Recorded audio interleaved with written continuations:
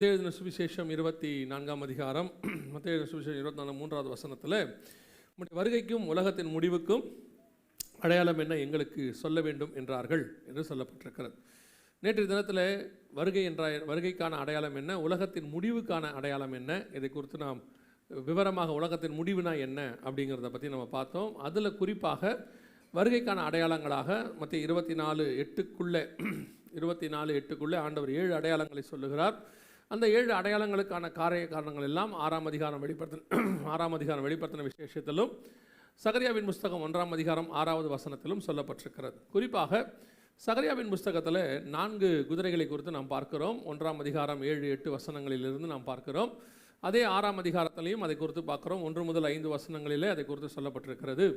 இந்த 4 குதிரைகளை குறித்து பார்க்க வேண்டுமானால் இந்த 4 ஆவிகள் என்று வேதம் சொல்லுகிறது. சகரியாவின் புஸ்தகம் 6ஆம் அதிகாரம் 5வது வசனத்தில் இந்த 4 குதிரைகளும் 4 ஆவிகள் என்று சொல்லப்பட்டிருக்கிறது. ஆவிகள்னால் கர்த்தருடைய சித்தத்தை பூமியிலே செய்யக்கூடியது.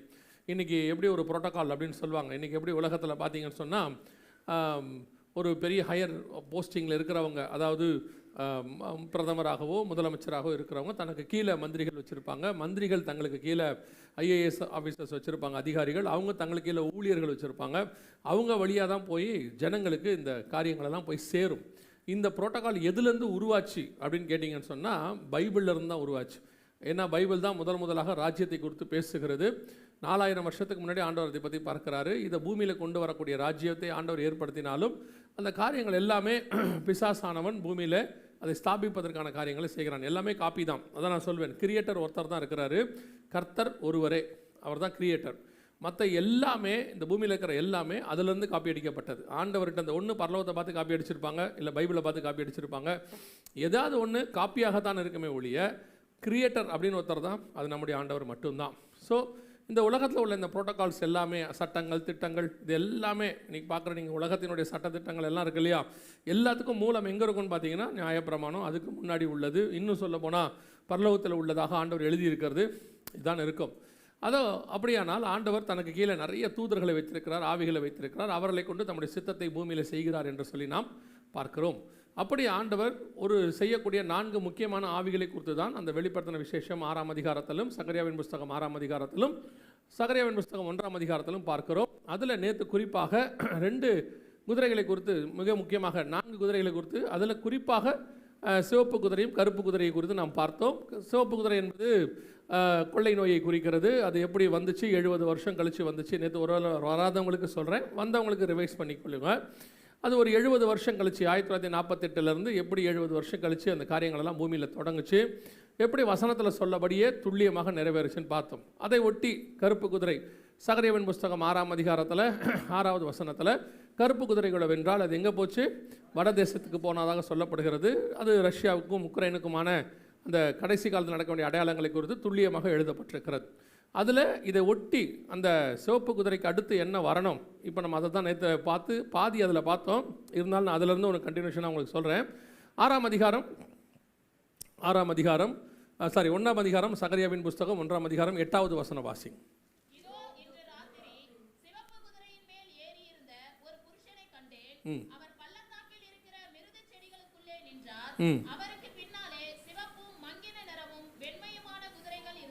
சிவப்பும் மங்கின, இந்த 3 காரியங்களை தான் நாம் இப்பொழுது பார்க்க போகிறோம். சிவப்பும் மங்கினும் வெண்மையுமான குதிரைகளை குறித்து தான் நாம் இப்பொழுது பார்க்கிறோம். இந்த மங்கின நிறமுள்ள குதிரையை குறித்து, சிவப்பு குதிரையை பற்றி நேற்று நம்ம பார்த்துட்டோம். அதை ஒட்டி நடைபெற வேண்டிய வடதிசைக்கு போக வேண்டிய கருப்பு குதிரையை குறித்து நேற்று பார்த்துட்டோம். இப்போ சிவப்பு குதிரைக்கு பின்னாடி என்ன வரணும், மங்கின நிறமுள்ள குதிரை. மங்கின நிறமுள்ள குதிரையை பற்றி நீங்கள் வாசிக்கணும்னா வெளிப்படுத்தின விசேஷம் 6ஆம் அதிகாரம் 8வது வசனத்தை வாசி. இதோ மங்கின நிறமுள்ள ஒரு குதிரையை கண்டேன், அதில் மேல் ஏறி இருந்தவனுக்கு மரணம் என்று பெயர். பாதாளம் அவன் பின் சென்றது. பட்டயத்தினாலும் பஞ்சத்தினாலும் சாவினாலும் பூமியின் துஷ்ட மிருகங்களினாலும் பூமியின் கார்பங்கில் உள்ளவர்களை கொலை செய்யும்படியான அதிகாரம் அவைகளுக்கு கொடுக்கப்பட்டது. இந்த 4 விதமான காரியங்கள் பூமியிலே வரணும். இப்போ அடுத்து நடக்க வேண்டியதான மிக முக்கியமான விஷயம், அதான் 6ஆம் அதிகாரம் 4வது வசனம். இதில் இந்த மங்கின நிறமுள்ள குதிரை காரியத்தில் 2 காரியத்தை நேற்று பார்த்தோம். ஒன்று பட்டயத்தினாலும் அப்படின்னு பார்த்தோம். பட்டயத்தினாலும் அப்படிங்கிறது எதை குறிக்கிறது அப்படின்னு கேட்டிங்கன்னா எசேக்கியேல் புஸ்தகம் 38ஆம் அதிகாரம் 39ஆம் அதிகாரத்தில் ஒரு யுத்தத்தை குறித்து சொல்லப்படுகிறது. 8வது வசனத்திலும் 39ஆம் அதிகாரம் 2ஆம் வசனத்திலும் இஸ்ரவேலின் மலைகளுக்கு விரோதமாய், ஒருவேளை எழுதுகிறவங்களுக்கு கொஞ்சம் கஷ்டமாக இருந்துச்சுன்னா பொறுமையாக சொல்கிறேன் கேளுங்க. எசேக்கியேல் புஸ்தகம் 38ஆம் அதிகாரம் 8ஆம் வசனத்திலும் 39ஆம் அதிகாரம் 2வது வசனத்திலும் மலைகளை குறித்து, இஸ்ரவேலின் மலைகளுக்கு விரோதமாய் நீ வருவாய் அப்படின்னு இருக்கு. இதுதான் அடுத்து நடக்க வேண்டியதான யுத்தம். அது 3ஆம் உலக யுத்தம் என்று நாம் சொல்லுகிறோம், மாக்கோகு யுத்தம் என்று சொல்லுகிறோம். இந்த யுத்தம் தான் வரக்கூடியதாக இருக்கிறது. இதுதான் நம்ம சொல்கிறோம். அக்டோபர் மாதம் 2023 அக்டோபர் 7ஆம் தேதி இது ஆரம்பிச்சது. இதுதான் அலெக்சா ஃப்ளட் அப்படின்னு சொல்லுவாங்க. இந்த யுத்தம் ஆரம்பித்து இப்போ போய்கிட்டே இருக்குது, கொஞ்சம் கொஞ்சமாக போய்கிட்டே இருக்குது. இதனுடைய அடுத்த கட்டத்துக்குள்ளே நகர்வுக்குள்ளே வந்திருக்கிறோம். இது அடுத்து 2026 இதோடைய மிக முக்கியமான ஒரு விஷயம் நடக்க போகுது. எதை பற்றி அப்படின்னு சொல்லி கேட்டிங்கன்னு சொன்னால் 2 ஸ்டேட் சொல்யூஷன் அப்படின்னு சொல்லுவாங்க. இந்த யுத்தத்துக்கான மிக முக்கியமான ரீசன் என்னென்னா இதான் 2 ஸ்டேட் சொல்யூஷன் அப்படின்னு சொல்லுவாங்க. இந்த 2 ஸ்டேட் சொல்யூஷனுங்கிறது எதை குறிக்குது அப்படின்னு சொல்லி கேட்டிங்கன்னு சொன்னால், இந்த எருசலேமை 2ஆக பிரிப்பதாக, எருசலேமை 2ஆக பிரிக்க சொல்ல போகிறாங்க. அதுக்கான காரியங்கள் எல்லாத்தையும் சொல்லியாச்சு. அதே மாதிரி கோலன் ஹைட்ஸ் அப்படின்னு சிரியா பகுதியில் ஒரு மலை இருக்கிறது. இந்த கீழே இருக்குது பார்த்தீங்களா, இதான் அந்த கோலன் ஹைட்ஸ் கீழே இருக்கிறது. இந்த கோலன் ஹைட்ஸ் பகுதி சிரியாவுடைய பார்டரில் இருக்குது. இஸ்ரேல் அதை பிடிச்சிருச்சு. அது எங்களுக்கு அப்படின்னு இஸ்ரேல் சொல்லிக்கிட்டு இருக்குது. அவங்களுடைய எல்லைகளுக்குள்ளே தான் அது இருக்குது. இப்போ அந்த இடத்த ஏன் இஸ்ரேல் வச்சுருக்குதுன்னா, அது ஒரு உயரமான பகுதி, அங்கிருந்து எல்லாவற்றையும் கண்காணிக்க முடியும். ஸோ அந்த பகுதி கோலன் ஹைட்ஸ். மேலே உள்ளது டெம்பிள் மவுண்ட், இது எருசலேமில் இருக்கக்கூடியது. இந்த 2 மலைகளை குறித்த பிரச்சனை இப்போ வந்துருச்சு. இந்த கோலன் ஹைட்ஸ் பகுதியையும் திருப்பி கொடுக்க சொல்லி கேட்குறாங்க. அதை பற்றினதான ஒரு ஐநா சபையில் ஒரு காரியம் வந்தாச்சு. இந்த டெம்பிள் மவுண்ட் இதை சொல்லக்கூடியதும் திருப்பி கொடுக்க சொல்கிறாங்க. அதை பற்றியும் ஐநா சபையில் இப்போ பிரச்சனை போயிட்டுருக்கு. ஸோ இந்த 2 மலைகளையும் திருப்பி கொடுக்கணும். அதாவது எருசலேமை பாதியாக பிரித்து கொடுத்துடணும். அதில் குறிப்பாக இந்த மலையை கொடுத்துடணும். 2வது பார்த்தீங்கன்னு சொன்னால் கோலன் ஹைட்ஸ்னு சொல்கிற இந்த மலை, இந்த 2த்தையும் திருப்பி கொடுக்க சொல்கிறாங்க. இதைத்தான் எசேக்கியேல் 38:8 39:2 இஸ்ரவேலின் மலைகளுக்கு விரோதமாய் நீ வருவாய். இதுவரைக்கும் இதற்கான சண்டை நடந்ததில்லை. நல்லா புரிஞ்சுக்கோங்க. முதல்ல இஸ்ரவேல் தேசத்துக்கான சண்டை நடந்திருக்குது. அதுக்கப்புறம் அவங்களுக்குள்ள நிறைய சண்டைகள் நடந்திருக்கு. அப்புறம் 1967 எருசலேமுக்கான சண்டை நடந்திருக்குது. எருசலேம் முழு பட்டணத்துக்கான சண்டை. அதுக்கப்புறம் இப்போ ஹிஸ்புல்லா வார் நிறையா இருக்குது.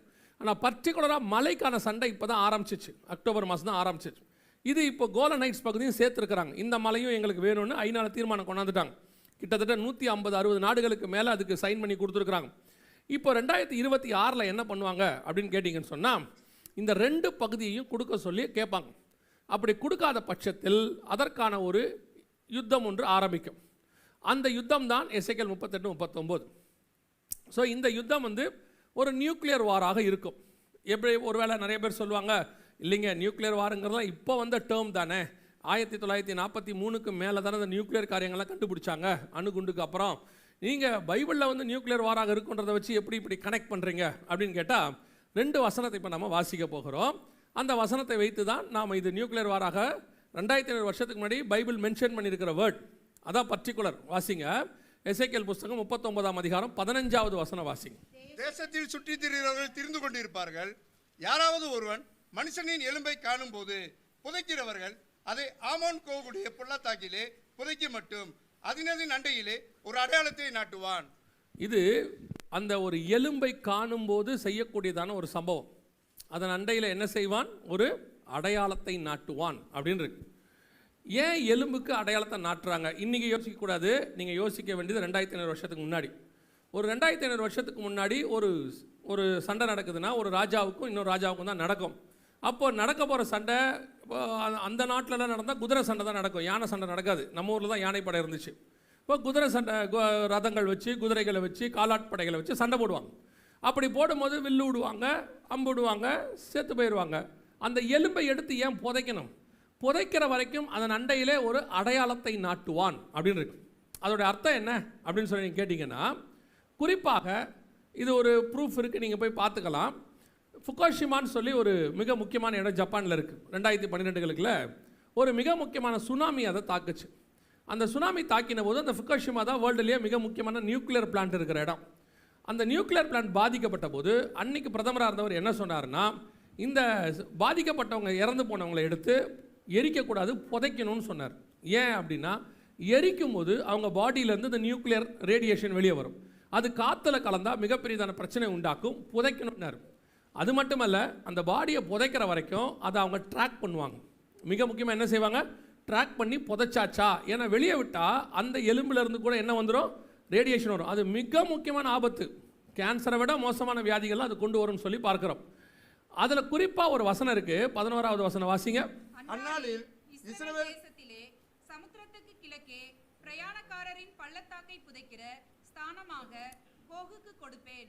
அது வழிபோக்கர் மூக்கை பொத்திக்கொண்டு போக பண்ணும். வழிபோக்கர் மூக்கை பொத்திக்கொண்டு போக பண்ணும். இதை சாதாரணமாக படிக்கும்போது நம்ம எப்படி நினைப்போம் அப்படின்னு கேட்டால், புதைக்கிற இடத்துல எல்லாரும் மூக்கை பொத்திக்கிட்டு போனாங்க அப்படின்னு நினைப்போம். ஆக்சுவலாக புதைக்கிற இடத்துல நம்ம என்ன செய்ய போகிறதில்ல, பொத்த போகிறது இல்லை, எரிக்கிற இடத்துல தான் பொத்துவோம். ஏன்னா எரிச்சாதான் என்ன வரும், ஒரு விதமான நாற்றம் வரும். ஸோ நம்ம புதைக்கிற இடத்துல எப்போவுமே நம்ம என்ன செய்ய மாட்டோம், மூக்கை பொத்த மாட்டோம்.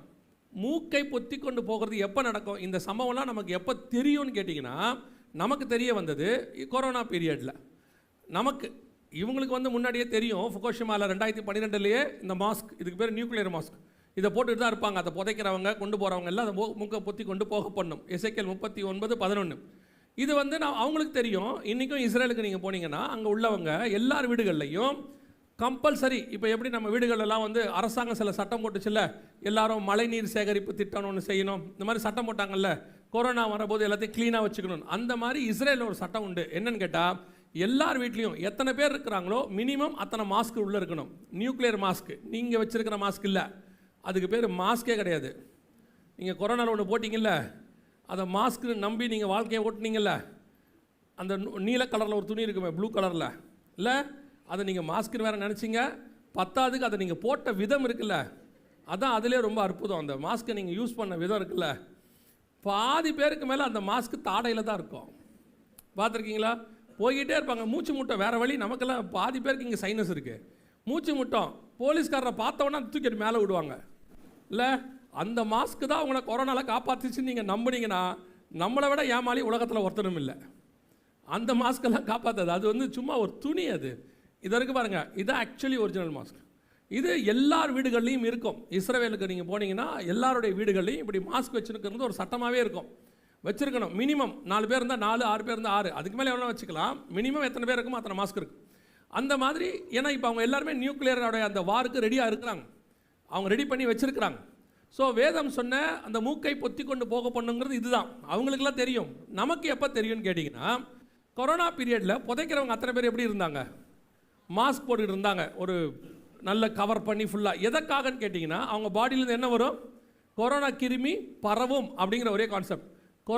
கொரோனா கிருமி இப்பவும் இருக்குது, நம்ம யாரும் மாஸ்க் போடுறது இல்லை. ஆனால் உண்மையிலேயே அது ஒரு ப்ராக்டிஸ். நமக்கு அந்த கிருமி வந்தது உண்மை, ஆனால் நம்ம எல்லாரையும் மாஸ்க் போட வைக்கிறதுக்கு என்ன பண்ணாங்க, நீங்கள் நல்லா தெரிஞ்சுக்கொள்ளுங்க. கொரோனா என்பது நமக்கு நடத்தப்பட்ட காண்பிக்கப்பட்டதான ஒரு விஷயம். அது வந்து நடந்தது உண்மை, மாற்று கருத்து இல்லை.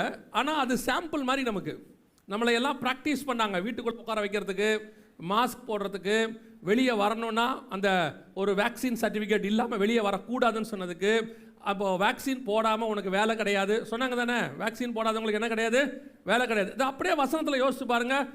வலது கையிலாவது நெத்தியிலாவது முத்திரை பெறாதவனுக்கு எதையும் வாங்கவும் முடியாது, விற்கவும் முடியாது. இந்த வசனத்தினுடையதான நீங்கள் ஒரு ட்ரெய்லரை நீங்கள் பார்த்துருக்கிறீங்க, அல்லது ஒரு ரிகல்ஸர் பார்த்துருக்கிறீங்க, முன்னாடி செஞ்சு காட்டியிருக்கிறாங்க. இதுக்கப்புறம் இது வருது, பின்னாடி வருது. நான் சொன்னால் நீங்கள் உடனே இவர் பயமுறுத்த ஆரம்பிங்க. WHO சொல்லுது மிக மோசமானது ஒன்று வருகிறதுன்னு சொல்லி. இப்போ நம்மளை என்ன பண்ணாங்கன்னு கேட்டிங்கன்னா, ஆல்ரெடி இந்த பழக்கத்துக்கு நம்மளுக்கு வந்துட்டாங்க. ஸோ இப்போ நம்ம அந்த மாதிரி இல்லாதவங்க இப்போ நம்ம ப்ராக்டிஸ்க்கு வந்துட்டோம். மாஸ்க் வாங்கி இப்போ நம்ம வீடுகளெல்லாம் சும்மாவே மாஸ்க் இருக்குது தானே, சும்மா வீடுகளே மாஸ்க் இருக்குது. கொஞ்சம் பேர் பார்த்தீங்கன்னா சும்மாவே மாஸ்க் போட்டிருப்பாங்க. இப்போவும் போட்டிருக்காங்க. நிறைய இடத்துக்கு போய் பார்க்கும்போது ஒரு சிலர்லாம் மாஸ்கோடே இருக்காங்க. அவங்களுக்கு கோல்டு இருக்குதான்றது ரெண்டாவது, அந்த ஒரு ப்ரிகாஷன் வந்துருச்சு. ஸோ இப்போ வேதம் சொன்னபடி அது ஒரு மிக முக்கியமான நியூக்ளியர் வாராக இருக்கும். அதை ஒன்றை மட்டும் வச்சு சொல்லலை. அந்த எலும்பை கொண்டு போய் புதைப்பாங்க, மாஸ்க் போட்டிருப்பாங்க. இது மட்டும் இல்லை, இன்னொரு வசனத்தை வாசிங்க. சகரியாவின் புஸ்தகம் 14ஆம் அதிகாரம் 12வது வசனம் வாசிங்க.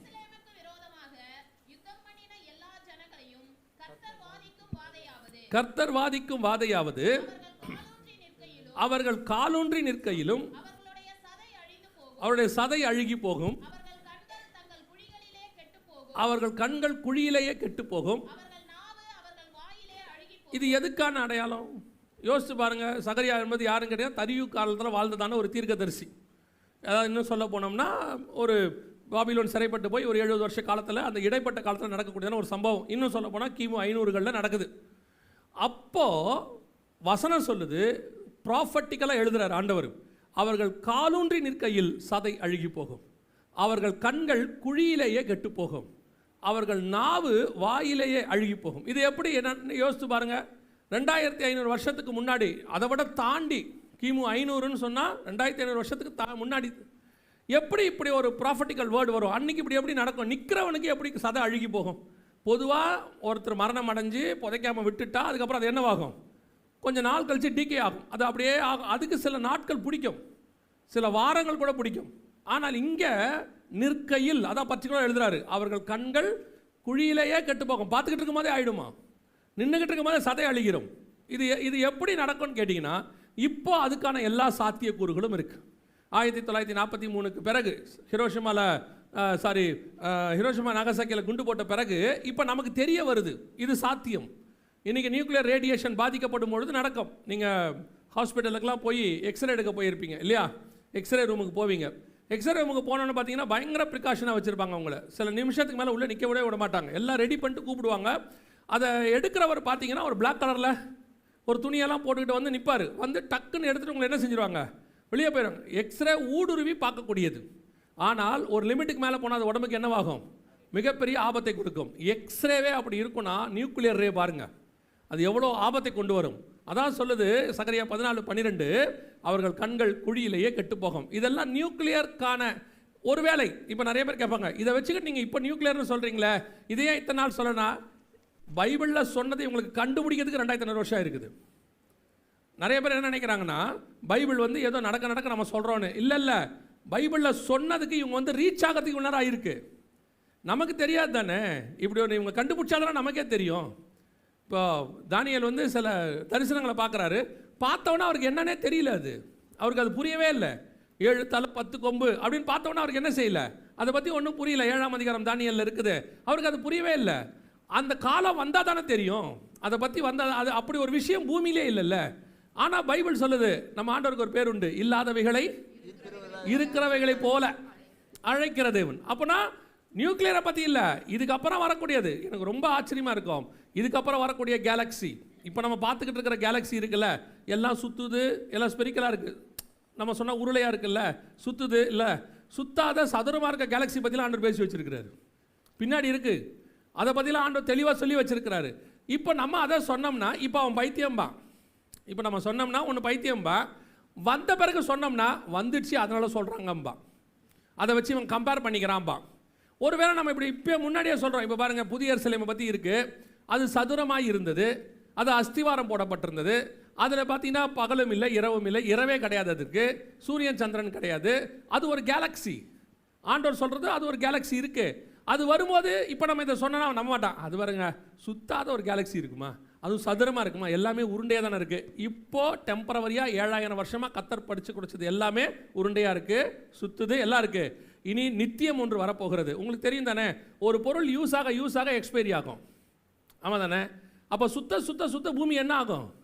எக்ஸ்பைரி ஆகும். ஒரு நாள் யூஸ் ஆக சுத்தாத அட்டை செச்சு அப்படியே வைக்கிற ஒரு பொருள் வரப்போகுது. அதுதான் புதிய எருசலேம். அந்த கேலக்ஸி எக்ஸ்பைரி ஆகாது. அதுக்கு பேர் தான் எட்டர்னிட்டி. எட்டர்னல் நம்ம சொல்கிறோம். இதையெல்லாம் பைபிளில் இருக்குது. இப்போ சொன்னோம்னா பைத்தியம் மாதிரியும்பா. இதையே அவங்க ஒரு காலகட்டத்தில் வரும்போது நம்ம சொன்னோம்னா வந்துடுச்சு, அதை கம்பேர் பண்ணிக்கிறாங்க. இவங்க சும்மா எல்லாத்தையும் எது நடந்தாலும் சேர்த்துப்பாம்பா. அவனை ஒன்றும் செய்ய முடியாது. நம்ம எல்லாருக்கும் உட்காந்து என்ன செய்ய முடியாது. நான் இந்த ஊழியத்தில் கண்டுபிடிச்ச ஒரு விஷயம் என்னென்னா, நான் எல்லாருக்கும் புரிகிற மாதிரி பிரசங்கம் பண்ணணுன்னு சொன்னால் நடக்கவே நடக்காது. ஏன் அப்படின்னா, ஏசுநாதராலே அது முடியல. அவரே பிரசங்கம் பண்ணோன்னா அவன் கேட்குறான், இது எதை பற்றி பேசுகிறீங்க, எனக்கு ஒன்றுமே புரியலைங்கிறான். அவர் சொல்லிட்டார், உனக்கு புரியாது, புரிகிறவனுக்கு மட்டும்தான் புரியும். அது புரியறதுக்கு எனக்கு ரொம்ப நாள் ஆச்சு. ரொம்ப நாளாக நம்ம ஏன் இவங்களுக்கு இதெல்லாம் புரிய மாட்டேன் ஆண்டவர் சொன்னார், நான் எவனுக்கு புரிய வைக்கிறோன்னா அவனுக்கு தான் புரியும். அப்புறம் ஒன்று சொன்னார் ஆண்டவர், அதான் இருக்கிறதுலே ரொம்ப, உனக்கு புரியறதுக்கே 20 வருஷம் ஆயிருக்கு இல்லையா. நம்மளே இந்த ஊழியத்துக்கு வர்றதுக்கு கிட்டத்தட்ட ஒரு 15 வருஷம் 14 வருஷம் கழிச்சு தான் அந்த மினிஸ்ட்ரிக்கு வந்தோம். அதுக்கப்புறம் வந்து இதெல்லாம் புரியறதுக்கு இப்போ தான் புரிய ஆரம்பிச்சிருக்கு.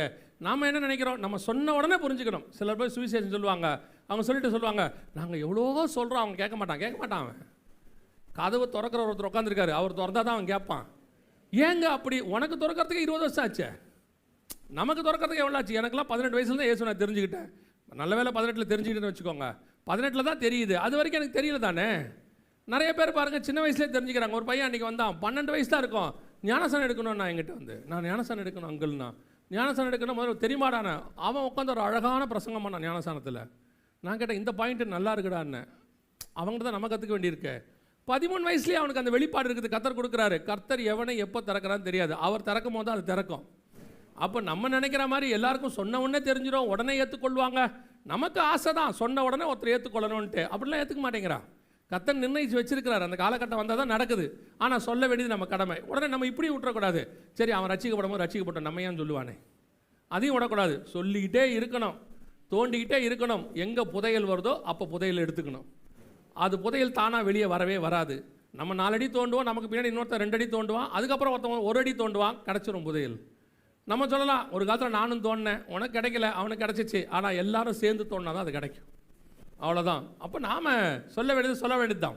இப்போ கவனிச்சுக்கொள்ளுங்க, இது எசேக்கியேல் புஸ்தகம் 38-39 நடக்கக்கூடிய நியூக்ளியர் வாரம் பற்றி சகரியாவின் புஸ்தகத்தில் கர்த்தர் தெளிவாக எழுதி வச்சிருக்கிறார். இதுதான் அடுத்து நடக்க வேண்டிய யுத்தம். 2026 இதை பற்றின செய்திகளை நீங்கள் கேட்பீர்கள். அப்போ நீங்கள் இந்த சம்பவங்கள் நடக்கும்போது ஆச்சரியமாக பார்க்கக்கூடாது. ஆமாம், புதுசாக இதுவும் வார் தொடங்குதான், இது எப்படி அப்படியே ஒரு ரூட் வரதுக்கு வாய்ப்பு இருக்குன்னா, இப்போ புறப்படுகிற ரஷ்யா உக்ரைனுக்கு அகைன்ஸ்டாக இன்னைக்கு கூட பயங்கரமான அடி அடிச்சிருக்கானுங்க, மிகப்பெரியதான ஒரு தாக்குதல் நடத்தியிருக்கானுங்க. இந்த தாக்குதல் அப்படியே லைனாக போய் எங்கே வந்து நிற்கும்னு கேட்டிங்கன்னா, இஸ்ரேலில் வந்து நிற்கும். இதோடைய ரூட்டை நான் உங்களுக்கு சொல்கிறேன். இப்போது 1ஆம் உலக யுத்தம் நடந்துச்சு, அது ஆரம்பித்த இடம் எங்கன்னா ஜெர்மனிக்கும் ஆஸ்திரியாவுக்கும். 2 பேர் ரோட்டில் சண்டை போட்டுக்கிட்டாருங்க. அதில் ஒருத்தன் எடுத்து சுட்டுட்டான். சுட்ட உடனே அந்த இளவரசர் செத்துட்டார். இப்போ இளவரசர் செத்தவொடனே அந்த நாடு என்ன பண்ணுது, இந்த துப்பாக்கி எடுத்து சுட்டான்ல அவனுக்கு விரோதமாக ஆரம்பிக்குது, அந்த நாட்டுக்கு விரோதமாக 2 நாட்டுக்கு சண்டை ஆரம்பிக்குது. பிரச்சனைன்னு பார்த்தீங்கன்னா 2 பேர் ரோட்டில் சண்டை போட்டது, ஒருத்தன் துப்பாக்கி எடுத்து சுட்டது தான் பிரச்சனை. இப்படியே ஆரம்பிச்சு எங்கே போய் நின்றுச்சு, அப்படியே யுத்தமாகி உலக யுத்தமாகி முடிஞ்சிருச்சு. எதுக்கு உலக யுத்தம்னு பார்த்தீங்கன்னா, அதோடைய முடிவில் தான் பால்ஃபர் டிக்ளரேஷன், இஸ்ரேலுக்கு உள்ளே வரதுக்கு ஆண்டவர் பர்மிஷன் கொடுக்குறாரு, கிட்டத்தட்ட 1850 வருஷம் கழிச்சு. அப்போ இஸ்ரேலுக்கு இது வரக்கூடியது அதில் ஒரு பகுதி. ஆனால் ஆரம்பிக்க வேண்டியது ஜெர்மனிக்கும் ஆஸ்திரியாவுக்கும் ரோட்டில். ஆரம்பிக்கிறது எங்கேயோ, நடக்கிறது என்னது, தேவசித்தம். இதே மாதிரி தான் 1920 ஹிட்லருக்கு ஏதோ ஒன்று ஆரம்பிக்கிறார் கட்சி. அப்படியே ஆரம்பித்து கட்சி கடைசி யூத எதிர்ப்பு கொள்கை வந்து கடைசியாக அதோடைய முடிவு எங்கே இருக்குன்னா 1948 இஸ்ரேலுங்கிற தேசம் உருவாகுது. சண்டை ஆரம்பிச்சது எங்கே, 1920 யூத வெறுப்பு கொள்கை. அதுக்கு சம்மந்தம் இல்லை, ஆனால் கர்த்தர் கொண்டு வரார். அதே மாதிரி தான் ரஷ்யா உக்ரைன் பிரச்சனை போயிட்டே இருக்கு, அது ரஷ்யா ஐரோப்பா பிரச்சனையாக மாறுது. இப்போ இந்த பிரச்சனை ரஷ்யா இஸ்ரேல் பிரச்சனையாக மாறும். அங்கே வந்து நிற்கும் போது இந்த மலைகளுக்கான சண்டை வரும். இப்போ நீங்கள் என்ன யோசிக்கக்கூடாது, அது ரஷ்யா உக்ரைன் பிரச்சனைங்க, ஆரம்பிக்கிறது எங்கேயோ, முடிவு இங்கே வந்து தான் நிற்கும். இதுதான் வருகிற காலத்தில் நடக்க போகிறது. அந்த குறிப்பாக பட்டயத்தினாலும் அப்படின்னு சொன்னது. 2வது பஞ்சத்தினாலும், இதை பற்றி நேற்று நம்ம பார்த்துட்டோம். சாப்பாட்டு பஞ்சம், தண்ணி பஞ்சம், காற்று பஞ்சம் எல்லாத்தையும் பார்த்துட்டோம். தண்ணி பஞ்சத்தெல்லாம் பார்த்தோம். இப்போது காற்று பஞ்சமும் வர தொடங்கிருச்சு. வெளிப்படுத்தின விசேஷம் 7ஆம் அதிகாரத்தில் 1வது வசனத்துலேருந்து வாசிங்க பார்ப்போம்.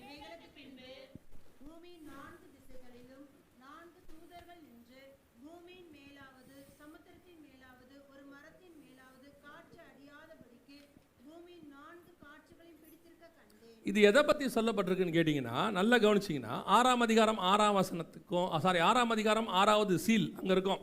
12வது வசனத்தில் 6ஆம் முத்திரை உடைக்கப்பட்டது. அதே காரியம் 8ஆம் அதிகாரத்தில் 1ஆம் அதிகாரத்தில் பார்த்தீங்கன்னா, 8ஆம் அதிகாரம் 1ஆம் வசனத்தில் பார்த்தீங்கன்னா 7ஆம் முத்திரை உடைக்கப்பட்டது. இந்த 6ஆம் முத்திரைக்கும் 7ஆம் முத்திரைக்கும் நடுவில் தான் நல்லா கவனிச்சு பாருங்க. 7ஆம் அதிகாரம் 9ஆம் வசனத்தில் சபை பரலோகத்தில் இருக்கும். இவைகளுக்கு பின்பு நான் பார்த்தபோது சகல கோத்திரத்திலிருந்தும் ஜாதிகளிலிருந்தும் பாஷைக்காரந்தும் மீட்கப்பட்டதும் ஒருவரும் எண்ணக்கூடாததுமாகிய திரளான கூட்டமாகிய ஜனங்கள் வெள்ளை அங்கிகளை தரித்துக் கொண்டு தங்கள் கைகளிலே குருத்தோலைகளை பிடித்துக் கொண்டு சிங்காசனத்திற்கு முன்பாகவும் ஆட்டுக்குட்டியானதுக்கு முன்பாகவும் நிற்க கண்டேன். இந்த 6வது முத்திரைக்கும் 7ஆம் முத்திரைக்கு நடுவில் தான் சபை போய் சிங்காசனத்துக்கிட்ட நிற்கிது. அப்படின்னா இந்த 7ஆம் அதிகாரத்தில் நடக்கிற சம்பவங்கள் எல்லாமே வேற எதையோ சொல்லுது. எதை சொல்லுதுன்னா, பூமியின் 4 காற்றுகளையும் பிடித்திருக்க கண்டேன். ஏன் இந்த 4 காற்றுகளை பிடிக்கிறாரு? இந்த 6ஆம் அதிகாரத்துக்கு பிறகு 8ஆம் அதிகாரத்துக்குள்ள என்ன நடந்துச்சு? ஒன்றுமே நடக்கலை. ஒரு வாதையும் வரல, ஒரு பிரச்சனையும் இல்லை. ஆனால் கர்த்தர் சொல்கிறாரு, முத்திரை போடும் அளவு காத்த புடி அப்படிங்கிறார். அவ்வளோதான். முத்திரை போட்டாங்க, 2 கூட்டத்தை பார்க்குறாங்க. 8வது வசனம் வரைக்கும் இஸ்ரவேல் கோத்திரத்தில் 12,000 கோத்திரம்னு சொல்லி 12 கோத்திரம் 1,44,000 பேர் இருக்காங்க. 9வது வசனத்திலிருந்து ஒரு புதிய ஏற்பாட்டு சபையை குறித்தான விளக்கம் அங்கே இருக்குது. இந்த 7ஆம் அதிகாரத்தில் இந்த 2 கூட்டத்தை பற்றி தான் சொல்லப்படுது. ஏன் காற்று பிடிக்கணும்? அந்த இடத்துல அது சம்மந்தம் இல்லாமல் ஒரு வார்த்தை இருக்கும். பூமியின் 4 காற்றுகளையும் பூமியின் மேல் அடியாதபடிக்கு, ஒரு சமுத்திரத்தின் மேலாவது ஒரு மரத்தின் மேலாவது அடியாதபடிக்கு பூமியின் 4 காற்றுகளையும் பிடித்திருக்க கண்டேன். ஏன் காற்றை பிடிக்கணும் அப்படின்னு கேட்டிங்கன்னா, இதுக்கு பின்னாடியும் ஒரு சயின்ஸ் இருக்கு, இதுக்கு பின்னாடியும் ஒரு தேவத்திட்டம் இருக்கு. இப்போ பாருங்க, இப்போ இந்த சிச்சுவேஷன் நான் சொல்றது 1980களுக்கு பிறகு இந்த 50 வருஷமாக நீங்கள் கொஞ்சம் கொஞ்சமாக நாம் எதை பேஸ் பண்ணி வரோம்னா, காற்றை நம்ம வாழ்க்கைக்கு வந்துட்டோம். இப்போ நம்ம யூஸ் பண்ணுறதுல 80 to 90% எதை பேஸ் பண்ணி இருக்குது? காற்றை பேஸ் பண்ணி தான் இருக்குது. நீங்கள் யூஸ் பேசிக்காக செல்ஃபோனுன்னு வச்சுக்கோங்க. செல்ஃபோனில் ஆரம்பித்து செல்ஃபோனுக்குள்ளே என்னென்ன இருக்குது? உங்களுடையதான பேங்கிங் சிஸ்டம் இருக்குது, உங்களுடைய ஒர்க் இருக்குது, உங்களுடைய வாட்ஸ்அப் இருக்குது, உங்களுடைய பண பரிமாற்றம் அத்தனையும் இருக்குது. அப்படியே நீங்கள் எது வேணால் போங்க, கம்ப்யூட்டர், வைஃபை அல்லது மொபைல் டேட்டா அல்லது ப்ளூடூத், எதை வேணால் எடுத்துக்கோங்க. எல்லாமே அடிப்படை பேஸ்னா காற்று. முன்னாடி ஒரு காலத்தில் எதை வேணால் அடிப்படை எடுத்தால் ஒயர், கரண்ட் ஒயரில் வரும். டெலிஃபோன் எதில் வரும்? ஒயரில் வரும். எதை எடுத்தாலும் ஒயரில் வரும். கம்பி உள்ள தந்தி முறைன்னு சொல்லுவாங்க. இப்போ எல்லாமே கம்பி இல்லா தந்தி முறை. எல்லாத்துக்கும் பேஸ் என்னென்னு கேட்டிங்கன்னா காற்று. காற்றில் தான் எல்லாமே இருக்குது. பிள்ளைகளுடைய படிப்பு ஆன்லைன் இல்லையா, வீட்டிலேருந்து படிக்கிறாங்க. அடுத்து வேலை, ஒர்க் ஃப்ரம் ஹோம். இப்போ ரொம்ப கேஷுவலாக ஆயிடுச்சு ஒர்க் ஃப்ரம் ஹோமுங்கிறது. இப்போ கொரோனாவே இல்லை, ஆனால் எல்லாருமே ஒர்க் ஃப்ரம் ஹோமை விரும்புகிறாங்க. பாதி பேருக்கு மேலே ஒர்க் ஃப்ரம் ஹோமில் விரும்புகிறாங்க. ஸோ இப்போ காற்று தான் பேஸ். இப்போ பண பரிமாற்றம், முந்திலாம் பேங்க்கில் போய் நிற்கணும், இப்போ அப்படி இல்லை. நம்ம ஆப் வழியாகவே அனுப்பிச்சிடுறோம் எல்லாத்தையும். அப்போல்லாம் காலையில் 8 மணிக்கு பேங்க் 9 மணிக்கு தான் திறக்கும், 2 மணிக்கு மூடிடுவாங்க. ஏன்னா 2 மணிலேருந்து 5 மணி வரைக்கும் அவங்க என்ன பண்ணுவாங்க? பேங்க்கோடைய காரியங்கள் எல்லாம் ஃபைனலைஸ் பண்ணணும். ஆனால் இப்போ அப்படி இல்லை, 24 hours பேங்கிங் சிஸ்டம். நீங்கள் எதை வேணால் பண்ணுங்கள், இப்போ எல்லாமே ஆன்லைன். அந்த ஆன்லைனுங்கிறது காற்று. இது எதுக்காக அப்படின்னு கேட்டால், இப்போ நம்மளை பழக்கப்படுத்தி நம்ம காற்றுல வந்துட்டோம். ஆக்சுவலாக இதுக்கு பின்னாடி என்ன இருக்குன்னு கேட்டிங்கன்னா, உங்களுக்கு எனக்கும் இந்த காற்றை அடிப்படையை வச்சு தான் ட்ராக் பண்ணுறாங்க. ட்ராக்கிங் சிஸ்டம் இருக்கு இல்லையா, RFID ரேடியோ ஃப்ரீக்வன்சின்னு சொல்கிறோம்ல, இது எல்லாம் காற்றை அடிப்படையை வைத்தது. அடுத்த ஒரு கவர்மெண்ட் வரும்பொழுது உலகளாவிய, நான் சொல்கிறது இந்தியன் கவர்மெண்ட்டோ தமிழ்நாடு கவர்மெண்ட்டோ இல்லை, வேர்ல்டு கவர்மெண்ட் வரும்போது உலகளாவிய அத்தனை பேரையும் இந்த காற்றை அடிப்படையாக வச்சு தான் பிடிக்க போகிறாங்க. ஸோ இதுக்கு நடுவில் வருகை வரப்போகுது. 6ஆம் முத்திரைக்கும் 7ஆம் முத்திரைக்கும் நடுவில் என்ன வரப்போகுது? வருகை வரப்போகுது. சபை எடுத்துக்கொள்ளப்பட போகுது. அப்படி நடக்கும் பொழுது நல்லா கவனிங்க, உலகமே கலவரத்தில் இருக்கும். நீங்கள் அந்த 6ஆம் அதிகாரம் அந்த 8வது வசனத்தையும் 6ஆம் அதிகாரம் 12 முதல் உள்ள வசனத்தை நீங்கள் வாசித்து பார்த்தீங்கன்னா, மிகப்பெரிய நேச்சுரல் கலாமிட்டி, இயற்கை பேரழிவு சம்பந்தப்பட்ட காரியங்கள் எல்லாம் இருக்குது. நான் அதை உங்களுக்கு சொல்லிட்டு தான் முடிப்பேன். இதுக்கு நடுவில் என்ன நடக்குதுன்னே தெரியாது. சேட்டிலைட் பாதிக்கப்படலாம். நீ வானத்துக்கு ஏறி நட்சத்திரங்கள் நடுவன் கூடை கட்டிலாம், உன்னை அங்கிருந்து என்ன செய்வேன்? விழ பண்ணுவேன். சேட்டிலைட் பாதிக்கப்பட்டால் என்ன ஆகும் தெரியும். இது எல்லாம் கொலாப்ஸ் ஆகும்போது இதுக்கு பேர் தான் காற்று பிடிக்கப்படுதல். யோசித்து பாருங்க, காற்று பிடிக்கிறதுனா தூதன் நின்று காற்றை இழுத்து பிடிக்கிறான்றது நம்ம லிட்ரலாக யோசிக்கிறது. தூதர்கள் என்னவா இருக்கிறாங்க? காற்றுகளாக இருக்கிறாங்க. அவங்களுடைய மோட் அது. எதையுமே டிரான்ஸ்ஃபர் ஆகாதபடிக்கு நிறுத்த போகிறாங்க. ஃப்ளைட்டில் போயிட்டே இருக்கும்போது பார்த்தீங்கன்னா ஏர் பேக்கெட்ஸ்ன்னு சொல்லுவாங்க, இல்லை டர்புலன்ஸ் அப்படின்னு சொல்லுவாங்க. அது என்னன்னு கவனிச்சிங்கன்னா, ஃப்ளைட் போயிட்டே இருக்கும்போது நல்லா ஆடும், திடுன்னு ஆடும். சில நேரத்தில் ஃப்ளைட்டு கொஞ்சம் கீழே விழும், புத்துன்னு 10 அடி 20 அடிக்கு விழும். மேக்ஸிமம் நான் கேள்விப்பட்டது, நான் போனதில் கேள்விப்பட்டது 1000 அடி வரைக்கும் விழுந்திருக்கு. ஃப்ளைட் வந்து 34,000 அடி 39,000 அடியில் உயரத்தில் பறந்துட்டு இருக்கோம். சில நேரங்கள் எத்தனை அடிக்கு வரும்? 1000 அடி கீழே வரும், 33,000 அடிக்கு விழும். எதனால் அப்படின்னு கேட்டீங்க, ஆனால் அந்த நேரத்தில் நமக்கு உயிர் போய் உயிர் வரும், பயங்கரமாக ஆடும், எல்லாம் பண்ணும். ஆனால் அதுக்கு பேர் வந்து ஏர் டர்புலன்ஸ். அந்த இடத்துல என்னன்னு கேட்டிங்கன்னா காற்று இல்லை. அந்த இடத்துல என்ன இல்லை? காற்று இல்லை. பொதுவாக ஃப்ளைட் பறக்கும் போது காற்றை கிழிச்சிக்கிட்டு தான் பறக்கும். அந்த காற்றை இல்லாத இடத்துக்குள்ளே போச்சுன்னா ஃப்ளைட் என்ன ஆகும்? கீழே விழும். இந்த காற்று எல்லாம் பிடிச்சிட்டாங்கன்னு வச்சுங்க, என்ன ஆகும்? காற்று அடியாதபடி 4 காற்றுகளையும். அப்படின்னா என்ன அர்த்தம்? ஏதோ ஒன்று நடக்க போகுது. அது நியூக்ளியர் வாரோ அல்லது வந்து சோலார் சுனாமியோ, அதை பற்றி நான் உங்களுக்கு சொல்கிறேன். ஏதோ ஒன்று பூமி வெப்பமாக போகுது, காற்று அடியாதபடி ஒரு கண்டிஷன் ஒன்று உருவாக போகுது. இது ரொம்ப நேரம் இல்லை, சில காலம், சில நிமிஷம், சில மணி நேரம் நடக்கலாம். அதனுடைய அடிப்படையில் என்ன நடக்க போகுதுன்னு கேட்டிங்கன்னா, பூமியே ஒரு விதமான கலாமிட்டி. என்ன நடந்துச்சு என்ன போச்சு நடக்காது. இதுக்கு நடுவில் வருகையும் வரும். அப்போ உலகத்தை பொறுத்த வரைக்கும் இந்த கலாமிட்டியில், இந்த ஒரு பெரிய பிரச்சனையில் எல்லாரும் காணாம போயிட்டான். நிறைய பேர் இருக்க மாட்டான். அப்படி இருக்கும்போது, காற்று பிடித்திருக்கும் போது இது நடந்துருச்சுன்னா, வருகை நடந்துச்சுன்னா, நம்ம வருகையில் போனோங்கிறத எவனுக்கும் தெரியாது. கைவிடப்பட்டு நீங்கள் ஒருவேளை இருந்தீங்கன்னா சொல்லுவீங்க, இல்லை ஏற்கனவே நாங்கள் அப்படியே பார்க்குறாங்க, சீரியஸாக பார்த்துட்டு இருக்கிறாங்க. வருகையில் நீங்கள் கைவிடப்பட்டீங்கன்னா அவங்க யோசிக்கிறது என்னென்னா, அதுக்காக 3 நாளாக வந்தோம் நாங்கள் அடிக்கிறீங்களா? இல்லை உங்களை சீரியஸாக பார்க்க எனக்கு பிடிக்கவே இல்லை. அப்படியே எல்லாம் இப்படி உட்காந்துருக்காங்க தெரியுமா? இப்போ எல்லாருமே அந்த இடத்துக்கு போயிட்டாங்க, காற்று அடியாத இடத்துக்கு போயிட்டாங்க. அப்படியே ஓ இப்படி தான் இருக்குமோ, போக போகிறோமோ. இப்போவே பாதி பேருக்கு வேர்த்திருச்சு ஏசியில், காற்று அடிக்கலை. கவனிங்க, திருப்பி இயேசு சொல்கிறதே உங்களுக்கு சொல்கிறேன், கலங்காதபடி எச்சரிக்கையாக இருங்க. இது எல்லாம் நடக்க போதுன்னு தான் சொன்னமே ஒழிய நீங்கள் அங்கே இருப்பீங்கன்னு அர்த்தம் இல்லை. சரியா? நாம் அதில் போயிடுவோம் முன்னாடியே. ஆமென். நமக்கு இது இல்லை. இதை ஏன் சொல்லி வச்சுட்டு போகிறோம்னா, நம்ம போயிடுவோம். பின்னாடி வரவனுக்கு தெரியணும்ல, இவனுங்க ஏற்கனவே இதெல்லாம் சொன்னானுங்க, நம்ம கேட்கலை அப்படின்னு ஒரு குரூப் இருக்குல்ல, அவங்களுக்காக தான் சொல்கிறோம்.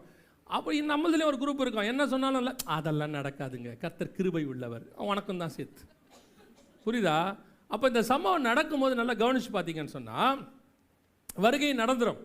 இந்த காற்று அடியாதபடிங்கிறது இதை அடிப்படையாக கொண்டது தான். ஆனால் இப்போ கொஞ்சம் கொஞ்சமாக கவனிச்சுட்டே இருந்தீங்கன்னா, மனுஷனுக்கு காற்றே கிடைக்கல. என்னங்க சொல்கிறீங்க? டெல்லி 100% என்னவாயிருச்சு, மனுஷன் வாழ தகுதி இல்லாத இடமா டெல்லி மாறிடுச்சான். அவங்க சொல்கிறாங்க, மனுஷன் வாழ்கிறதுக்கே தகுதி இல்லாத இடமாயிருச்சான் டெல்லி. பாருங்க, காற்று காசு கொடுத்து வாங்குறாங்க. இப்போ எப்படி வாங்குறாங்க? காசு கொடுத்து காற்றை வாங்குறாங்க. அந்த அளவுக்கு டெல்லி போயிடுச்சு. டெல்லி மட்டும் இல்லை, நிறைய மாநிலங்கள் அப்படி தான் போயிட்டுருக்குது. தூசு அதிகமாகிட்டே போகுது. இங்கே மட்டும் இல்லை, நீங்கள் விண்வெளியிலையுமே கழிவுகள் என்னவாகுது, விண்வெளி கழிவுகள் அதிகமாகிட்டே இருக்கு எல்லா இடத்துலையும். மனுஷங்கிட்ட கத்தர் எதெல்லாம் கொடுத்தாரோ, அல்லது மனுஷன் எங்கெங்கெல்லாம் போனானோ எல்லா இடத்தையும் நாசம் பண்ணுறது மனுஷனுடைய நிலைமை. சரியா? பூமியை கொடுத்தாரு, இப்போ பூமி முழுக்க எல்லாம் ஆகிப்போச்சு, டஸ்ட்டு இது எல்லாம் நடந்துருச்சு. சமுத்திரம் போய் பாருங்கள், இருக்கிற கம்ப்யூட்டர் கழிவுகளெல்லாம் கொண்டு போய் எங்கே கொட்டிட்டான்? சமுத்திரத்தில் கொட்டிட்டான். 10க்கு நியூக்ளியர் டெஸ்ட்டு, அது இது உலகத்தினுடைய கழிவு எல்லாத்தையும் கொண்டு போய் மொத்தமாக கொட்டி சமுத்திரம் க்ளோஸ். சமுத்திர ஆர்வலர்கள்லாம் சொல்கிறான், சமுத்திரம் மிக மோசமான இடத்துல இருக்குது அப்படிங்கிறான். இப்போ பூமியும் அதே கண்டிஷனில் தான் இருக்குது. இப்போ நம்ம காற்றினுடைய நிலைமை, கார்பன் டை ஆக்சைடு லெவல் ஏதோ 20 தான் இருக்கணும் அப்படிங்கிறாங்க. டெல்லியில் 400 இருக்குதான். நமக்கு இருக்க வேண்டியது 20. டெல்லியில் எவ்வளோ இருக்குதான்? 400 இருக்குதான். வாழ தகுதி இல்லாத மாநிலமாக அது மாறுது. அந்த மாதிரி காற்றினுடைய சுவாசம், அதைத்தான் சொல்கிறேன். காற்றினுடைய பஞ்சம் நான் சொல்கிறது இதைத்தான் சொல்கிறேன். 7ஆம் அதிகாரத்தில் சொல்லப்படுற காற்று பிடித்தல் வேறு, இது வேறு. இப்போ நமக்கு காற்று இல்லை, காற்று பஞ்சம், நல்ல காற்று இல்லைன்னு அர்த்தம். தண்ணி பஞ்சம்னா என்ன அர்த்தம்? 70% கடல் இருக்குது, ஆனால் பல நாடு தண்ணி இல்லாமல் இருக்குது. அதுக்கு என்ன காரணம்? குடிக்கிற தண்ணி இல்லை, நல்ல தண்ணி இல்லை. அதே மாதிரி காற்று பஞ்சம்னா என்ன அர்த்தம்? நல்ல காற்று இல்லை. நீங்கள் நிறைய நேரம் பார்த்துருக்கீங்களா? நீங்கள் இங்கே வந்த உடனே தும்மல் சில இடத்துக்கு போனால் தும்மல் வரும் உங்களுக்கு. ஒன்றுமே பண்ணியிருக்க மாட்டீங்க, அங்கே போனோடனே உங்களுக்கு கோல்டு பிடிக்கும். ஏன் பிடிக்குதுன்னே தெரியாது. ஆனால் நீங்கள் குளிர் பிரதேசத்துக்கு போங்க, உங்களுக்கு கோல்டே பிடிக்காது, நல்லா இருப்பீங்க. நம்ம என்ன நினச்சிப்போம் தெரியுமா? இங்கே இருந்தால் பயங்கர சைனஸு, தும்மல், அது இதுன்னு இருக்க, நம்ம கோல்டு பிரதேசத்துக்கு போகக்கூடாது, அங்கே போனால் நல்லா இருக்கும். நான் என்னை வச்சு மட்டும் சொல்கிறேன். எனக்கெல்லாம் 6 வயசுலேருந்து சைனஸ் இருந்துச்சு. கர்த்தருடைய கிருபையில் பொழைச்சி உயிரோட வந்தேன் நான். சைனஸ் பயங்கர மோசம். நம்ம சைனஸை போகிறதுக்கு அதுக்கு ஆர்ஜின் ஊர்லேயே வாழ்ந்துட்டு இருந்தோம், இங்கேயே இருக்கோம். அப்புறம் ஒரு நாள் திடீர்னு எல்லாரும் பயமுறுத்துறாங்க, அங்கே போகாத, அங்கெல்லாம் போனால் உனக்கு வீசிங் வந்துடும், அதான் இதான். வெளிநாட்டுக்கு சில போக வேண்டிய சூழ்நிலை வந்துச்சு. போனால் தும்மல் இல்லை, ஒன்றும் இல்லை, நார்மலாக இருக்குது. மாத்திரை எடுக்க வேண்டிய அவசியமே இல்லாமல் இருந்துச்சு. என்னடா காரணம்னு கேட்டால், இது எல்லாத்துக்கும் காரணம் கோல்டு இல்லை, இது எல்லாத்துக்கும் காரணம் தூசு, டஸ்ட்டு. அப்புறம் இவன் சொல்கிறான், நம்மளையே தூசு தானே அப்படின்றான். கேட்டால் உடனே, சுற்றி தூசு இருக்குடானா, நம்ம தூசுன்றதுனால டெய்லி 2 கப் தூசியாக சாப்பிட்டுக்கிட்டு இருக்கோம். உங்களுக்கு தெரியுமா, எனக்கு நடந்துச்சு. ஒரு டாக்டர், அவர் என்னை வச்சு தான் கற்றுக்கிட்டாருன்னு வச்சுக்கோங்களேன். அவருக்கு ஸ்பெசிமன் நான் தான். என்னை கூப்பிட்டு போய் அவர்கிட்ட விட்டாங்க. நான் சொல்கிறது ஒரு 10-12 வயசில் கூப்பிட்டு போய் விட்டாங்க. அவர் இல்லை டெஸ்ட் பண்ணி பார்த்துட்டு சொன்னார், உங்கள் பையனுக்கு டஸ்ட் அலர்ஜி இருக்குது, டஸ்ட்டு தான் ரொம்ப பிரச்சனை, என்ன பண்ணணும்னு கேட்டோன்னே அவர் சொன்னார், உங்கள் பையன் பாடியில் டஸ்ட்டு ஏற்றிட்டோம்னா, டஸ்ட்டு என்ன ஐயோன்றீங்க, ஏற்றிருக்கோம், டஸ்ட்டு ஏற்றிட்டிங்கன்னா அது என்ன ஆகும்னு கேட்டிங்கன்னா எதிர்ப்பு சக்தியை உண்டாக்கிடும். அதுதான் மெடிக்கலி நம்ம எப்போவுமே செய்வோம். ஒரு கிருமி அழிக்கிறதுக்கு அதை விட ஸ்ட்ராங்கான கிருமி என்ன பண்ணிடுவோம், இதான் ஃபார்முலா, மெடிக்கல் ஃபார்முலா. அவர் ஏன் உடம்புல டஸ்ட்டு ஏற்ற அவர் முதல்ல டெஸ்ட் பண்ணாங்க, எதெல்லாம் இவருக்கு அலர்ஜி இருக்குன்னு கண்டுபிடிச்சி, டஸ்ட்டு தான் அலர்ஜின்னு கண்டுபிடிச்சி டஸ்ட்டு இன்ஜெக்ஷனை போட்டோம்னா இவருக்கு எதிர்ப்பு சக்தி வந்துடும்ன்ட்டு நமக்கு அது ஆப்போசிட் ரியாக்ஷன் ஆகி போச்சு.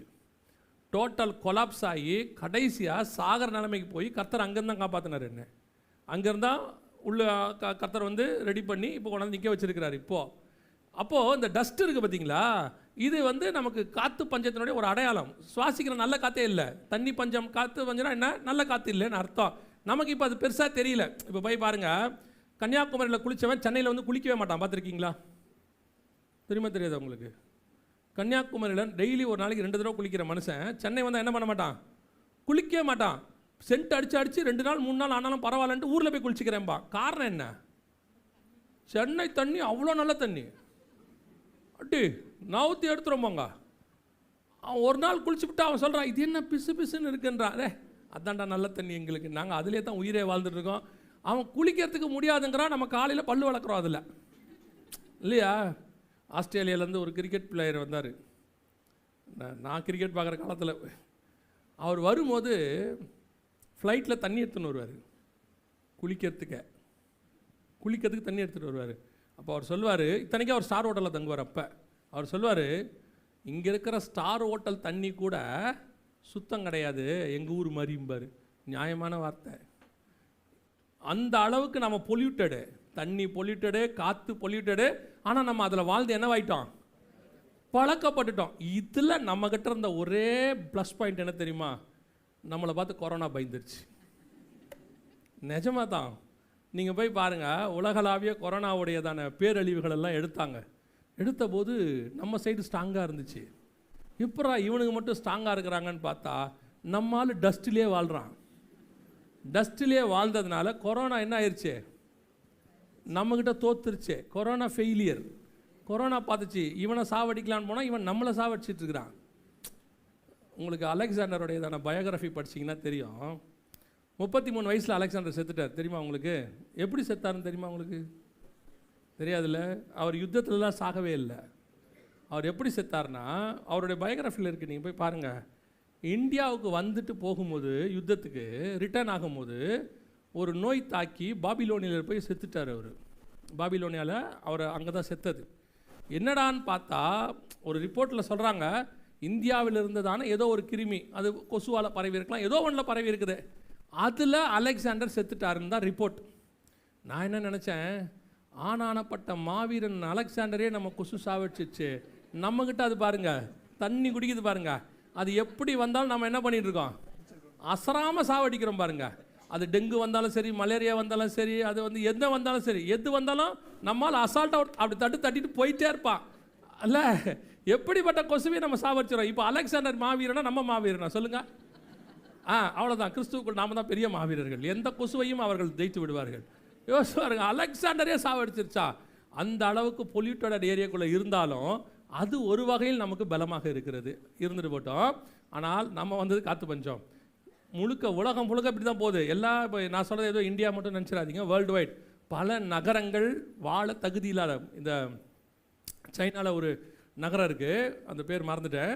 அந்த நகரமே இப்போது என்ன சொல்லிட்டான்னா, மனுஷங்க வாழ்கிறதுக்கு எந்த விதமான அங்கே தகுதியுமே கிடையாது, வெரி ஒஸ்ட்டாக இருக்குது காற்றுன்னு சொல்லிட்டான். இந்த மாதிரி வேர்ல்டு வைட் காற்று பஞ்சம் ஒரு பக்கம் போய்கொண்டே இருக்கிறது. அதையும் தாண்டி பஞ்சத்துக்கு அடுத்து அங்கே என்ன இருக்கிறது, சாவினாலும். இந்த சாவினாலுங்கிறதுக்கு நம்ம என்ன எடுத்துக்கிறோம் அப்படின்னு கேட்டால், மத்திய 24 இயேசு சொல்லும் போது கொள்ளை நோயின்னு சொன்னார், பஞ்சங்கள் சொன்னார். அடுத்து என்ன சொல்லியிருக்கிறாரு, பஞ்சங்களும் கொள்ளை நோய்களும் பூமி அதிர்ச்சிகளும் அப்படின்னு இயற்கை பேரழிவு அப்படின்னு சொல்லி பார்க்கலாம்.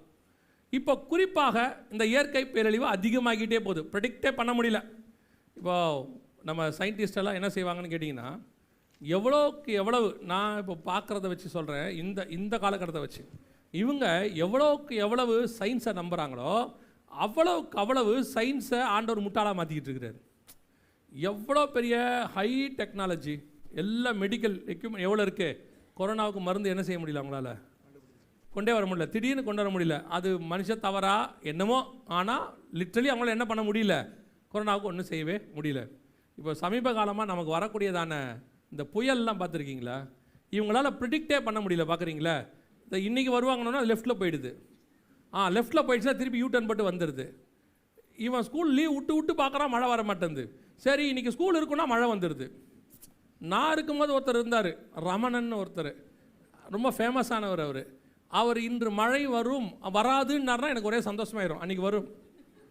ஆமாம், அவர் மேலே தப்பு இல்லை, அன்னைக்கு உள்ளதான அந்த எக்யூப்மெண்ட்டுடைய பிரச்சனை.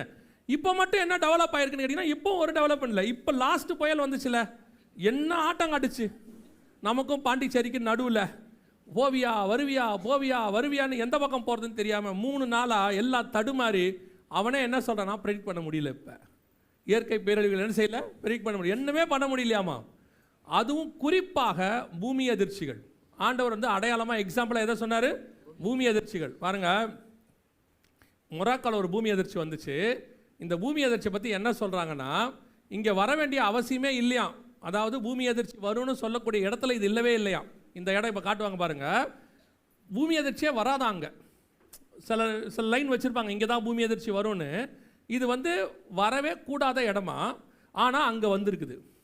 அதை தான் அவங்க என்ன சொல்கிறாங்கன்னா, எப்படி இந்த மாதிரி இடத்துல பூமி அதிர்ச்சி வருதுன்னு இப்போ எங்களால் ப்ரிடிக்ட் பண்ண அங்கே காட்டுறாங்க பாருங்கள்.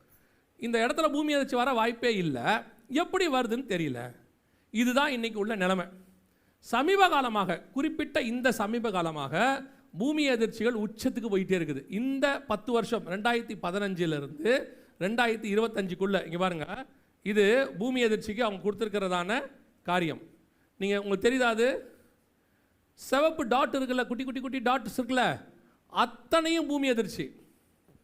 வரப்போகிறதில்ல, வந்தது. இந்த 10 வருஷத்தில் மட்டும் எத்தனை பூமி அதிர்ச்சி வந்திருக்கு பாருங்கள். Within 10 years, 2015 25க்குள்ளே.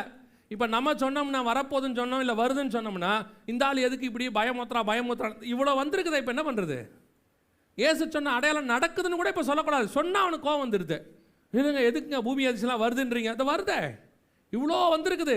அவன் சொல்கிறான் 1000 கணக்கில் நடந்திருக்குதான், 1000 கணக்கில். இந்த 10 வருஷத்தில் மட்டும், இந்த 10 வருஷத்தில் தான் உலக சரித்திரத்திலேயே மிகப்பெரிய பூமி அதிர்ச்சிகள் 6, அதில் 1 இந்த 10 வருஷத்தில் தான் வந்திருக்குது. 8 புள்ளிக்கு மேலே வந்திருக்கு ரஷ்யாவில். இது வரைக்கும் அந்த மாதிரி 5 6 தான் வந்திருக்கு, அதில் 1 நம்ம ஜென்ரேஷனில் நடந்திருக்குது.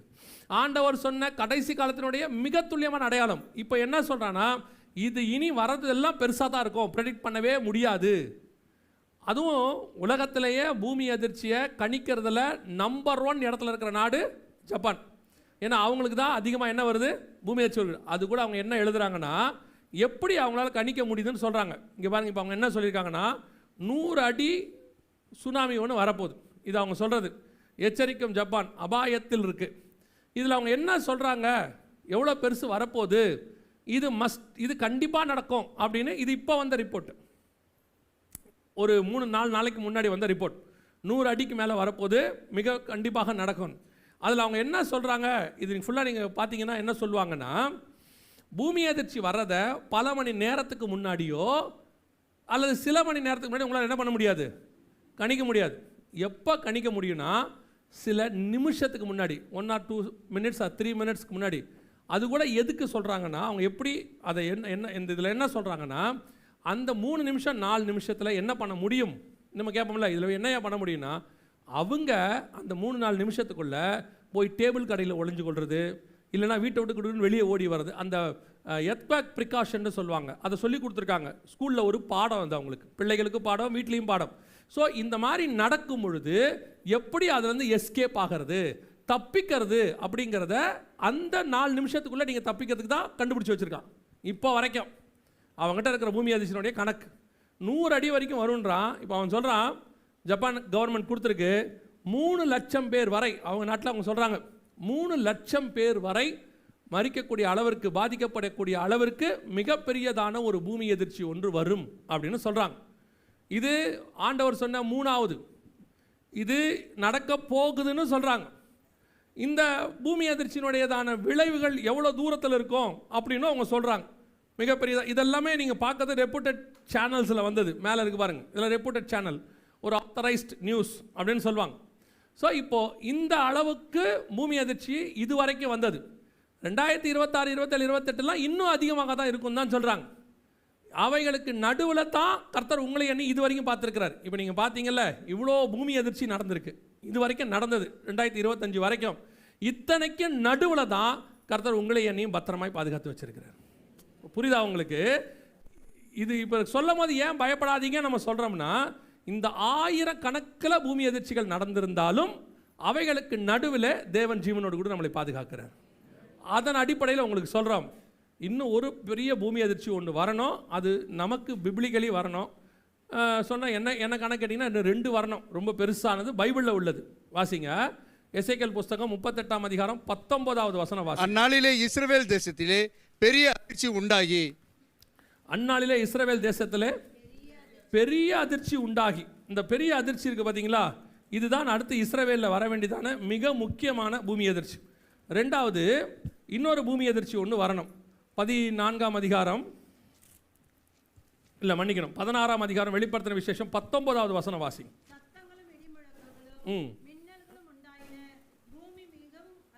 பூமி மிகவும் அதிர்ந்தது. நல்லா கவனிங்க, பூமியின் மேல் மனுஷர் உண்டான நாள் முதல் கொண்டு அப்படிப்பட்ட பெரிய அதிர்ச்சி, பூமி அதிர்ச்சி உண்டானது இல்லை. இது எங்க வரணும் தெரியுமா? ரோம்ல வரணும். இத்தாலி ரோம் நகரம் இருக்கு இல்லையா, அந்த நகரத்தை பற்றின ப்ராஃபஸி அது. அந்த நகரம் 3 பங்காக என்ன செய்யணும்? அது வரைக்கும் உண்டாகாத பூமி அதிர்ச்சி. அப்படின்னா இன்னைக்கு அளவில் 9 புள்ளிக்கு மேலே வரணும். எப்படி வரணும்? எப்படி சொல்கிறீங்கன்னா, இப்போ வரைக்கும் நமக்கு 8.6க்கு மேலே வந்துருச்சு. அப்போது பைபிள் படி இது வரைக்கும் வராதது வரணும்னா குறைஞ்சபட்சம் 8.6க்கு மேலே தான் வரணும். ஏற்கனவே ஒரு பூமி அதிர்ச்சி 9 புள்ளி வரைக்கும் வந்திருக்கு. ஸோ 9 புள்ளி ரிக்டர் அளவுக்கு மேலே ஒரு பூமி அதிர்ச்சி வரணும், ரோம் நகரத்தில் வரணும். அதுக்கு முன்னாடி இஸ்ரவேலில் ஒரு பூமி அதிர்ச்சி வரணும். அந்நாளிலே இஸ்ரவேல் தேசத்தில் பெரிய அதிர்ச்சி உண்டாகி, பெரிய அதிர்ச்சினா மினிமம் 6-7 புள்ளிக்கு மேலே வரணும். இந்த 2 பூமி அதிர்ச்சி பைபிள் சொல்லக்கூடியது. இது ஒன்று இஸ்ரவேலில் வரணும், இன்னொன்று ரோம் நகரத்தில் வரணும். இதை ரெண்டும் கொஞ்சம் நீங்கள் ஸ்பிரிச்சுவலாக கனெக்ட் பண்ணிங்கன்னா, இஸ்ரவேல் தேவனுடைய தலைநகரம், ரோம் அந்திகிறிஸ்துவினுடைய தலைநகரம். இந்த 2 இடத்துலையும் வரணும். இது எசேக்கியேல் 38ல் சொல்லப்பட்டிருக்கிறது, நம்ம காலத்தில் நடக்க வேண்டியது. அங்கே வெளிப்படுத்தல் 16ல் சொல்லியிருக்கிறது உபத்திரவ காலத்தின் முடிவில் நடக்கணும். ஏன்னா அர்மேகதான் யுத்தம் அதுக்கு அடுத்து வரணும், அதை ஒட்டி நடக்கக்கூடியது. நம் கண்களுக்கு முன்பாக ஆண்டவர் சொன்னபடி துல்லியமான 4வது முத்திரைக்கான பூமி அதிர்ச்சிகள் 4வது ஒன்று இருக்குது. அதில் இப்போ நம்ம பார்த்தது சாவினாலும். அடுத்து என்ன வாசிங்க? பூமியின் இந்த துஷ்ட மிருகத்தினாலங்கிறது நேரடியாக கூட நீங்கள் எடுத்துக்கலாம். வசனத்தை நேரடியாக மிருகம் வந்து என்ன செய்யுது? தாக்குது, அவங்கள பாதிக்குது, அப்படி கூட நீங்கள் எடுத்துக்கலாம். இதை கொஞ்சம் நீங்கள் நிதானிச்சிங்கன்னா இன்னொன்றும் தெரியும். என்ன தெரியும் அப்படின்னு கேட்டிங்கன்னா, இன்றைக்கி இந்த ஒரு 50 வருஷமாக வரக்கூடியதான எல்லா கொள்ளை நோய்களுக்கு பின்னாடியும் பாருங்கள் ஒரு மிருகத்தின் பெயர் இருக்கும். அது 95% பைபிள் சொல்கிற துஷ்ட மிருகமாகத்தான் இருக்கும். பைபிள் சொல்கிற துஷ்ட மிருகமாக இருக்கும். ஆனால் 95%, இப்போ உதாரணத்துக்கு சொல்கிறேன், எய்ட்ஸ் வந்துச்சுன்னாங்க, அது எதுலேருந்து வந்துச்சு? சிம்பன்சி குரங்குலேருந்து தான் அந்த கிருமி வந்துச்சுன்னு சொல்கிறாங்க. ரெண்டாவது பன்றி காய்ச்சல்னு ஒன்று வந்து நம்ம காலத்தில் வந்துச்சு, ஸ்வைன் ஃப்ளூ அப்படின்பாங்க. பறவை காய்ச்சல், எபோலான்னு ஒன்று இருக்குது, அது எதுலேருந்து வந்துச்சு? வௌவால்லேருந்து வந்துச்சுன்னு சொன்னாங்க. குரங்கு காய்ச்சல்னு ஒன்று வந்து இப்போ கேரளா ஃபுல்லாக குரங்கு காய்ச்சல்னு ஒன்று வந்துச்சு. இப்போ நீங்கள் மிடில் ஈஸ்ட் பக்கம் போனீங்கன்னா கேமல் ஃபீவர்னு ஒன்று இருக்குது, ஒட்டக காய்ச்சல் அப்படின்னு ஒன்று இருக்குது. இது 10ஆவதுக்கு இப்போ கொரோனா வந்ததில்ல, அதை கூட நீங்கள் எடுத்தீங்கன்னா எங்கேருந்து வந்து தான்? ஊகான் மாநிலத்தில் உள்ளதான அந்த மார்க்கெட்டில் இருக்கக்கூடிய வௌவாலில் இருந்தோ பாம்புல இருந்தோ ஏதோ ஒன்றுலேருந்து கிருமி தான் அந்த கொரோனா அப்படின்னு சொன்னாங்க. எல்லாத்தையும் யோசித்து பாருங்கள், குறைஞ்சபட்சம் இப்போ வரக்கூடிய எல்லாமே ஏதோ ஒரு மிருகத்தின் அடிப்படையில் வருது. அந்த மிருகமும் பைபிளில் சொல்லக்கூடிய துஷ்ட மிருகமாக இருக்குது. துஷ்ட மிருகத்தினால் உண்டாகிற மரணம் நம் கண்களுக்கு முன்பாக இது நடந்துக்கிட்டே இருக்குது. பெரும் அளவில் இதை இப்போ சொன்ன பாருங்க, கொரோனா கிட்டத்தட்ட ஒரு 2 கோடி பேருக்கு மேலே செத்துட்டாங்கன்னு WHO சொல்லுது. அதை விட 8 மடங்கு செத்துருப்பாங்கன்னு சொல்லி ஆய்வு சொல்லுது. எப்படியோ ஒரு பெருசு. இன்னொரு பக்கம் பறவை காய்ச்சல், இன்னொரு பக்கம் எபோலா, இதெல்லாம் நடந்துருச்சு. இப்போ WHO என்ன சொல்லுது கவனிங்க, இது WHO ரிப்போர்ட். நடக்க போகிறத பற்றி அவங்க எழுதியிருக்கிறாங்க. 2024 25 இதை சொல்லியிருக்கிறாங்க. இவங்க என்ன சொல்கிறாங்கன்னா, மிகப்பெரியதான ஒரு டிசீஸ், கொரோனாவை விட மோசமானது ஒன்று வருகிறது. அதுக்காக அவர் என்ன சொல்கிறாருன்னா, அதாவது WHO உடையதான செக்ரட்டரி டெட்ராஸ் அனந்த் அப்படின்னு சொல்லுவாங்க, சவுண்ட் வைமா. கொரோனாவை விட மோசமான மற்றொரு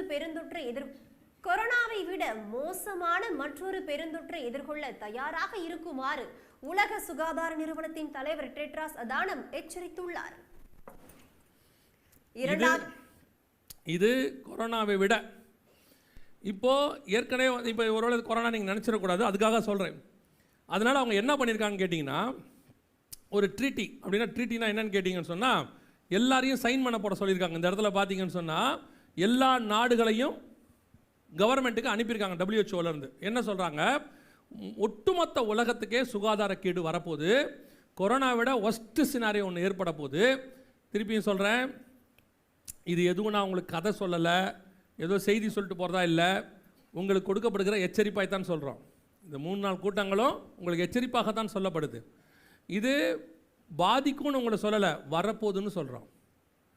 வரும்போது நீங்களும் உலகத்தார் மாதிரி என்ன ஆகக்கூடாது, கலங்கி தவிக்கக்கூடாதுன்றதுக்கு தான் கர்த்தர் முன்பதாகவே சொல்கிறார். நம்ம ஆண்டவருடைய திட்டம் எப்போவுமே நல்லா புரிஞ்சுக்கோங்க. அவர் சொன்னதை செஞ்சு நான் தேவன்னு நிரூபிக்கணுன்றது அவர் பிளான் கிடையாது. அவரோட திட்டம் என்னென்னா, அவர் ஒன்று சொல்கிறதுக்கான காரணம் என்னென்னா, நாம் மனம் திரும்பிட்டோம்னா அதை நடத்தாமல் அவர் நிறுத்திடுவார். அதுக்கு தான் ஆண்டவர் சொல்கிறது. இப்போ ஆகாபுக்கிட்ட போய் சொல்கிறாரு, நீ பிழைக்க மாட்டே, சாக போகிறேன்னு. இப்போ போய் எலியா சொல்கிறார் ஆகாபுக்கிட்ட, ஆண்டவர் சொல்லிட்டாரு, கட்டில் மேலே ஏற நீ என்ன மாட்ட, இறங்க மாட்டே, சாக போகிற அப்படின்னு சொல்லிட்டார். வசனம் சொல்லுது, ஆகாப் மனம் கசிந்து அழுதான். என்ன பண்ணுறான், ஆண்டவர்கிட்ட அழுத உடனே கர்த்தர் என்ன பண்ணுறாரு, போய் எலியா கிட்ட சொல்கிறாரு, பாத்தியா ஆகாப் தன்னை தாழ்த்தினதை கண்டாயா. இப்போ கர்த்தர் அவங்ககிட்ட சொன்னதுக்கு ரீசன் என்ன, அப்புறம் அவன் தாழ்த்தணுங்கிறது. ஆனால் தீர்க்கதரிசியோட மைண்ட் என்னவாக இருக்கும் தெரியுமா, சொன்ன தீர்க்கதரிசி எப்பவுமே நான் சொன்னது நடக்கணும். அதான் யோனாவுக்கும் எலியாவுக்கும் உள்ள வித்தியாசம். யோனாவுக்கு நான் சொன்னேன், அது நடக்கலை. ஆண்டவருக்கு நான் உன்னை சொன்னதே நடக்கக்கூடாதுன்றதுக்கு தான். இதை புரியணும் முதல்ல நமக்கு. இப்போ கூட உங்களுக்கு இதெல்லாம் சொல்கிறதுக்கு காரணம் என்னென்னா, இதெல்லாம் வரப்போது, நீங்களாம் ஒரு வழி ஆக போகிறீங்க, அப்படி இல்லை, இவையெல்லாம் நடக்க போது, இவையெல்லாம் சம்பவிக்க வேண்டியதே. ஏன்னா இது சபை பண்ண தப்பு இல்லை, இது உலகம் பண்ண தப்பு. அந்த தப்பினுடைய விளைவு அவங்க நியூக்ளியர் வெடித்தாங்க, கடலை நாசம் பண்ணாங்க, பூமியை நாசம் பண்ணாங்க, அதனுடைய விளைவு நடக்க போது. அது நடக்கும் பொழுது நீங்களும் நானும் கலங்காதபடி பத்திரமாக இருக்கிறதுக்கு கர்த்தர் கொடுக்கறதான முன்னெச்சரிக்கை இது. இதை நீங்கள் எப்படி எடுத்துக்கிறீங்க யூஸ்வலானா, இவர் வந்தாலே இப்படி தாங்க சொல்கிறாரு எதையாவது. இது இது இது உங்களுக்கு சொல்கிறதுக்கு காரணம் உங்களுக்கு புரியல பாருங்க. எகிப்து முழுக்க சங்காரம் நடக்கும், தலைப்பிள்ளை சாகும், அப்படி எடுத்துப்பீங்களா? இல்லை ஆட்டுக்குட்டி ரத்தம் பூசப்பட்ட வீட்டுக்குள் நடக்காது, இதை எடுத்துப்பீங்களா? நீங்கள் எகிப்தில் நடக்குதுன்னு பயந்தீங்கன்னா உங்கள் வீட்டுக்குள்ளேயும் நடக்கும். என் வீட்டுக்குள்ளே நடக்காதுன்னு விசுவாசமாக இருந்தீங்கன்னா அது உங்கள் வீட்டுக்குள்ளே வராது. இவ்வளோதான் வித்தியாசமே. அப்போ சொல்கிற விஷயத்த எந்த கோணத்தில் நீங்கள் பார்க்குறீங்கன்றதெல்லாம் இருக்குது. நான் சொல்ல உங்களுக்கு புரியுதா? அப்போ இப்போ சொல்கிறதோடைய நோக்கம் என்ன? எச்சரிப்பாக சொல்லப்படுது. அதெல்லாம் நடக்காது, அதெல்லாம் ஆகாது அப்படின்னா அது உங்கள் இஷ்டம். ஆனால் கர்த்தர் உங்களுக்கு காஷன் கொடுத்துட்றாரு. நான் கொடுக்கலனா பரவாயில்ல, ஆண்டவர் வேதத்தில் கொடுத்துருக்காரு. இது WHO சொல்லுது. அடுத்த சில வருஷங்கள் திருப்பி நல்லா கவனிச்சுக்கொள்ளுங்க. 2018 இப்படி சொல்லும்போது தான் ஒரு சிலர்லாம் அப்படியே கேஷுவலாக, அதெல்லாம் கர்த்தர் கிருபை உள்ளவர், ஆண்டவர் இரக்கம் உள்ளவர். திருப்பியும் சொல்கிறேன், இந்த கிருபையின் காலம் 2000 வருஷமாக இருக்குது. இந்த கிருபையின் காலத்தில் குருசேடர்ஸ்ன்னு சொல்லி சிலுவை போர்கள் நடந்திருக்கு. இதே முதல் உலக யுத்தம், 2ஆம் உலக யுத்தம், இதே மாதிரி கொரோனா வந்திருக்கு, பெரிய பெரிய பேரழிவுகள், சுனாமி எவ்வளோ நடந்திருக்கு. இதெல்லாம் எந்த காலத்தில் நடந்துச்சு? இதே கிருபையின் காலத்தில் தான் நடந்திருக்கு. நீங்கள் கிருபைன்னு பொய்யான மாயை பற்றி கொண்டு என்ன பண்ணுறீங்க? கிருபையை போக்கடிக்கிறீர்கள். கிருபை இருக்கு, அது என்ன அர்த்தம்? கிருபை இருக்கிறதுனால நடக்காதுன்னு அர்த்தம் இல்லை. அதுக்கு நடுவில் ஒன்னையும் என்னையும் பாதுகாப்பார், அதான் கிருபை.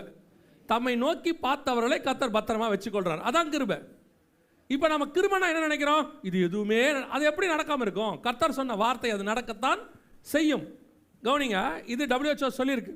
அடுத்து இது அவன் 2024 சொல்லிட்டான். நல்லா கவனிங்க, 2018 அவர்கள் சொன்னது 2020 நடந்துச்சு. திருப்பி 2014 24 சொன்னது 24 நடக்கும் நான் சொல்லலை. எப்போ நடக்கும் தெரியாது. ஆனால் அவங்க வேர்ல்டுக்கு கொடுக்க வேண்டிய காஷனை கொடுத்துட்டாங்க. கொரோனாவை விட மிக மோசமானது ஒன்று வருகிறது, நீங்கள் அதுக்கான ஒரு ஒப்பந்தத்தை போடுங்க, எல்லா நாடுகளுடைய சுகாதாரத்தையும் எங்களுக்கு எழுதி கொடுங்க, நாங்கள் பார்த்துக்கிறோம், மாத்திரை கொடுக்குறோம். இது அந்திகிறிஸ்து ஆட்சிக்கான ஆயத்தத்துக்கான ஒரு வழி. இப்போ அடுத்து அவன் என்ன பண்ணுவான் தெரியுமா? நீ என்ன மாத்திரை போடணும், நீங்கள் என்ன விதமான காரியங்கள் செய்யணும், உங்களுக்கு எதை பண்ணணும் எதை பண்ணக்கூடாதுன்ட்டு ஒரு சிப்பு ஒன்று கொடுத்து உங்களை மானிட்டர் பண்ண தொடங்கிடுவாங்க. நீங்கள் அதை பைபிளில் சொல்லியிருக்கு சிப்புன்னு சொன்னால் போட மாட்டீங்க. அதுவே உங்களை சாக விடாமல் பண்ணுறதுக்கான மாத்திரை, உங்களுடைய பிபி, உங்கள் சுகர் எல்லாத்தையும் அது செக் பண்ணும். ஹார்ட் அட்டாக் வருதுன்னா முன்னாடியே சொல்லும். உங்களை பற்றின எல்லா இன்ஃபர்மேஷன் அதில் இருக்கும். அதுவே ஆட்டோமேட்டிக்காக ஃபோன் பண்ணி ஆம்புலன்ஸை கொண்டு வரும்னா நம்ம தான் ஃபஸ்ட்டு போடுவோம் இல்லையா? ஏன்னா நமக்கு வந்து அறிவு பொத்துக்கு பாருங்களேன். நம்ம எப்போவுமே நம்மகிட்ட இருக்க ஒரு பெரிய நல்ல குணம் என்னென்னா, ஃபஸ்ட்டு போய் அதை செய்கிறது. கேட்டால் சொல்கிறது, கர்த்தர் நமக்கு ஞானம் கொடுத்துருக்குறார், செய்யலாம், ஒன்றும் பிரச்சனை இல்லை. இப்போ நம்மளை வந்து இப்படி சொன்னால் போட மாட்டோம்னு அவனுக்கு தெரியும். வலது கையில் நெத்தியில் என்ன செய்ய மாட்டோம், முத்திரை. இப்போ பாருங்கள், நாய்களுக்கு சிப்பு போட சொல்லியிருக்காங்க பார்த்தீங்களா? போட சொல்லியிருக்காங்கன்னா எல்லா தெரு நாயிலேருந்து எல்லா நாய்க்கு என்ன சொல்கிறாங்க, ஃபஸ்ட்டு வீட்டு நாய்க்கு ஆரம்பிச்சிருக்காங்க, அடுத்து தெரு நாய்க்கு போட போகிறாங்க. நீங்கள் நினச்சிக்கிட்டு இருக்கீங்க நாய்களுக்கு போடுகிறார்கள். மனுஷனுக்கு போடுறதுக்கு முன்னாடி முதல்ல எங்கே செக் பண்ணுவாங்க? சிப்பு உங்கள் வீட்டு வாசல் வரைக்கும் வந்துருச்சுன்னு அர்த்தம். சிப்பு உங்கள் வீட்டு வாசல் வரைக்கும் வந்துருச்சு. ஒவ்வொன்றுத்துக்கும் சிப்பு போட்டு எல்லாத்தையும் நாங்கள் 2015-14 சேலத்தில் ஒரு நாய்க்கு சிப்பு போட்டதை பார்த்தோம். அந்த சிப்பை வந்து அவங்க ஸ்கேன் பண்ணால் அல்லது சொன்னால் எனக்கு ரொம்ப ஆச்சரியமாயிருச்சு. நான் சொல்கிறதெல்லாம் இப்போ இல்லை, 10 வருஷத்துக்கு முன்னாடி. அந்த அளவுக்கு நமக்கு தெரியாமல் நாடு அட்வான்ஸ்டாக இருக்குன்னு உங்களுக்கு சொல்கிறேன். அந்த ஒரு சிப்பை ஸ்கேன் பண்ண உடனே கண்கூடாக பார்த்தது, அந்த நாயோட பேர் இருக்குது. அது நியாயம், எனக்கு பேர் மறந்துடுச்சு, பப்பின்னு வேணால் வச்சுக்கோங்க. ஒரு ஏன்னா எக்ஸுன்னு வைக்க முடியாது, ஏன்னா அவனும் டிசீஸ் எக்ஸுன்னு தான் வச்சுருக்கான், அதுக்கு சொல்கிறேன். பப்பின்னு வச்சுக்கோங்க. அதில் என்னங்க இருக்குதுன்னு கேட்குறீங்களா? இந்த பப்பியோட அப்பா அம்மா யாருன்னு அதில் இருக்குது, பேர் இருக்கே, சரியா? அது மட்டும் இருந்தால் பரவாயில்ல. அந்த பப்பியோட அப்பா அம்மா இருக்காங்களா 2 பேர், அவங்களுடைய அப்பா அம்மா யார், அதாவது பப்பியோட 2 தாத்தா பாட்டி யாருன்னு அதில் இருக்குது. ஸ்கேன் பண்ணி வச்சுருக்காங்க. அதுக்கு ஒரு நம்பர் கொடுத்துருக்காங்க. எங்கே போனாலும் காணாமல் போச்சுன்னா கண்டுபிடிக்கிற அளவுக்கு பண்ணி வச்சுருக்காங்க. இது 10 வருஷத்துக்கு முன்னாடி தமிழ்நாட்டில் உள்ள டெக்னாலஜி. இது நடந்தது. இப்போது கம்பல்சரி ஆகுது, ஃபைன் போடுறாங்க தானே, கம்பல்சரி ஆகுது. இது கொஞ்சம் கொஞ்சமாக மனுஷனுக்கு வருது. இப்போவாவது உங்களுக்கு உணர்வு வரணும். உலகத்தானுக்கு வராது. உலகத்தானை பொறுத்த வரைக்கும் சேஃப்டி. நம்மளை பொறுத்த வரைக்கும் கர்த்தர் கொடுக்குற எச்சரிப்பு, வீட்டு வாசலில் இருக்கிற நாய் வரைக்கும் சிப்பு வருது, இனி உள்ளே வர்றதுக்கு ரொம்ப நேரம் ஆகாது. இந்த வார் முடியட்டும். இப்போ நம்ம பார்த்தோம்ல வார், இந்த வார் முடியட்டும். நீங்கள் பாருங்கள், மிகப்பெரியதான ஒரு பாதுகாப்பு அமைப்புன்னு ஒன்று உருவாக்குவாங்க. செத்து போனவன் உயிரோடு இருக்கிறவனை தெரியல, எவ்வளோ பேர் செத்தாங்க, எவ்வளோ பேர் உயிரோடு இருக்காங்க தெரியல, எத்தனை பேர் பாதிக்கப்பட்டாங்க, எத்தனை பேர் பாதிக்கப்பட தெரியல. ஸோ எவ்ரிபடி மஸ்ட் ஹாவ் ஒரு சர்வைலன்ஸ். எல்லாருக்குள்ளேயும் இப்படி ஒன்று காரியம் போடணும்னு ஒரு ரூலே வரும், சட்டம் வரும். அதோடைய முன்னோட்டம் தான் வேக்சின் சர்டிஃபிகேட். வேக்சின் சர்டிஃபிகேட் இருந்தால் தான் நீங்கள் வெளியே வரணும். வேக்சின் சர்டிஃபிகேட் இருந்தால் தான் உனக்கு வேலை. வேக்சின் சர்டிஃபிகேட் இருந்தால் ஸ்கூலுன்னு சொன்னாங்கல்ல, அதே மாதிரி வேக்சின் சர்டிஃபிகேட்டுக்கு பதிலாக இதை யோசிங்க. இப்போ நாய்க்கு போகிற சிப்பை யோசிங்க. இப்போ சொல்கிறாங்க அதை போட்டால் தான் நாய் இருக்கணும், இல்லை உனக்கு ஃபைனு சொல்கிறான்ல, அதே கருத்தை உங்களுக்கு சொல்ல போகிறாங்க. வேக்சின் சர்டிஃபிகேட்டுக்கு பதிலாக இந்த சிப்புக்கு பதிலாக அவங்க சொல்ல போகிறாங்க, இது போட்டால் தான் உங்களுக்கு வேலை, இல்லைனா உங்கள் பேங்க்கு வேலை செய்யும். ஒரே நாள் உங்கள் பேங்க் அக்கௌண்ட் ஃப்ரீஸ் ஆகிடும். நீங்கள் எத்தனை அக்கௌண்ட் வச்சாலும் ஃப்ரீஸ் ஆகிடும். அதுக்கு தான் முன்னாடி என்ன பண்ணுறாங்கன்னா கேஷ்லேருந்து டிஜிட்டலுக்கு போகிறாங்க. டிஜிட்டலுக்கு போய் உங்கள் கையிலேயே கேஷ் இல்லாத நிலைமைக்கு கொண்டு வராங்க. நான் லிட்டரலாக ஒரு எக்கனாமிஸ்ட்டை பேசினேன். அவர் சொல்கிறாரு, கேஷ் சிஸ்டம் 80% குறைஞ்சிருச்சான். மக்கள் இப்போ எங்கே போயிட்டாங்களாம், டிஜிட்டலுக்கு போயிட்டாங்களாம். 80% டிஜிட்டலுக்கு போயிடுச்சான். ரோட்டில் பழம் விற்கிறவர் QR கோடோட உட்காந்துருக்காரு. ஆமாம் தானே? அங்கே ஆரம்பித்து வேர்ல்டு பேங்க் வரைக்கும் எல்லாமே எங்கே இருக்குது, டிஜிட்டல் ஆயிடுச்சு. 80% டிஜிட்டல். இப்போ அவன் சொல்லுவான், இப்போது கொரோனாவை விட மிக மோசமானது ஒன்று வரும், வந்துச்சு, கொரோனா வந்துச்சு. அதே மாதிரி இது வந்த பிறகு என்ன சொல்லுவாங்க தெரியுமா, அத்தனை பேரும் வேக்சின் சர்டிஃபிகேட். அதுக்கு பதிலாக ஒன்று சொல்லுவாங்க, உங்கள் எல்லாருக்கும் புது விதமான சிப்பு ஒன்று போட போகிறோம். இது எதுக்காகனா, இனி ஃப்யூச்சரில் எவ்வளோ பேர் வியாதி வந்தாலும் இது கண்டுபிடிச்சிரும். உங்கள் உடம்புக்குள்ள கிருமி வந்தோன்னா அது சொல்லிடும், என்ன இருக்குன்னு சொல்லிடும். இதுக்கப்புறம் நீங்கள் என்ன செய்ய வேண்டியதில்லை, போய் டெஸ்ட்டு பண்ண வேண்டியதில்லை. அங்கே போய் நின்ன உடனே அவங்க ஸ்கேன் பண்ணாங்கன்னா உங்கள் பாடியில் என்ன இருக்குன்னு அது காட்டி கொடுத்துரும். இது மஸ்ட் ஆக்கிடுவாங்க, மஸ்ட்.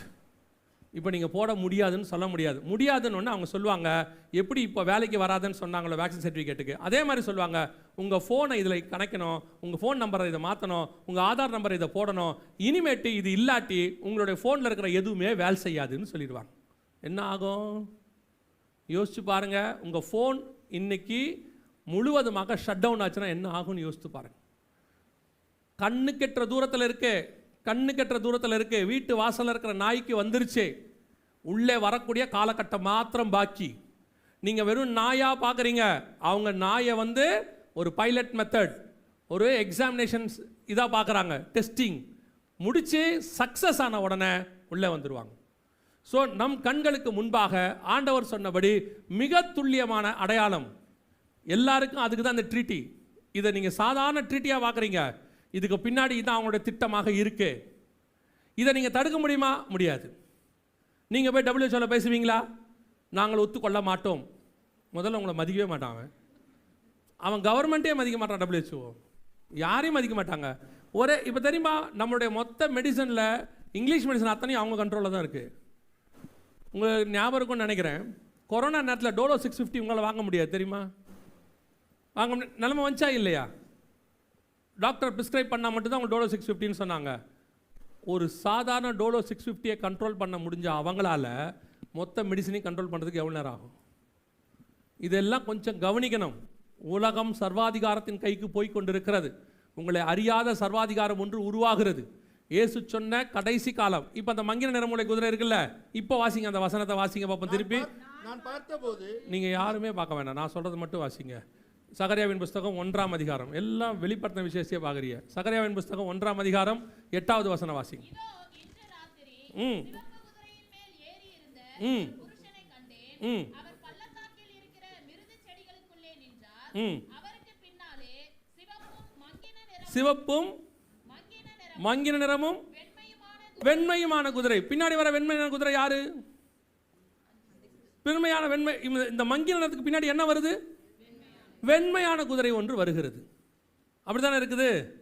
அதே காரியம்தான் இதுலையும் இருக்கும்னு நான் நினைக்கிறேன். 6ஆம் அதிகாரத்திலையும் இருக்கும்னு நினைக்கிறேன். சகரியாவின் புஸ்தகத்தில் இருக்கு 6ஆம் அதிகாரத்தில். ஒன்றில் பூட்டப்பட்டிருந்த கருப்பு குதிரைகள் வடதேசத்துக்கு புறப்பட்டு போயின. வெண்மையான குதிரைகள் அவைகளின் பின்னாலே புறப்பட்டு போயின. நல்லா கவனிச்சுக்கொள்ளுங்க, பின்னாடி என்ன வருது? வெண்மையான குதிரை வருது. அப்போ இந்த வெண்மையான குதிரை தான் சர்வாதிகாரம். எப்படி சொல்றீங்க? 6ஆம் அதிகாரம் வெளிப்படுத்தின விசேஷம் 2ஆம் வசனம்.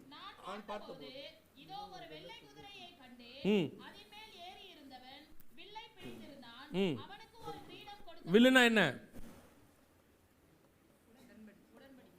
உடன்படிக்கை. எங்க இருக்கு? ஆதியாகமத்தின் புஸ்தகம் 7ஆம் அதிகாரத்தில், வானத்தில் என் வில்லை வைத்தேன். அந்த வில்லுங்கிறது எதுக்கு அடையாளம்? கர்த்தர் பண்ற உடன்படிக்கை அடையாளம். அப்ப இந்த இடத்துல ஒரு உடன்படிக்கை பண்றானே, என்னது இது? என்ன உடன்படிக்கை? தானியேல் புஸ்தகம் 9ஆம் அதிகாரம் 27வது வசனம். எல்லாத்துக்கும் வசனம் இருக்கு, வாசிங்க. ஆன்டி கிரைஸ்ட பத்தி இருக்கு. அவன் கொண்டு வர உடன்படிக்கை, அநேகருக்கு உடன்படிக்கையை உறுதிப்படுத்தி 3 வருஷம் கழிச்சு, 3.5 நாள், வாரம் பாதி சென்ற போனால் 3 நாள், 3 வருஷம் கழிச்சு வரக்கூடியதான உபத்திரவ காலம். உபத்திரவம், மகா உபத்திரவம். அந்த அவன் கொண்டு வரும்போது எதை கொண்டு வரான்? அவர் அநேகருக்கு, அவர் 1 வாரம் அளவும் அநேகருக்கு உடன்படிக்கையை உறுதிப்படுத்தி. உடன்படிக்கைக்கு இன்னொரு வார்த்தை தான் ட்ரீட்டி. உடன்படிக்கைக்கு இன்னொரு வார்த்தை என்ன?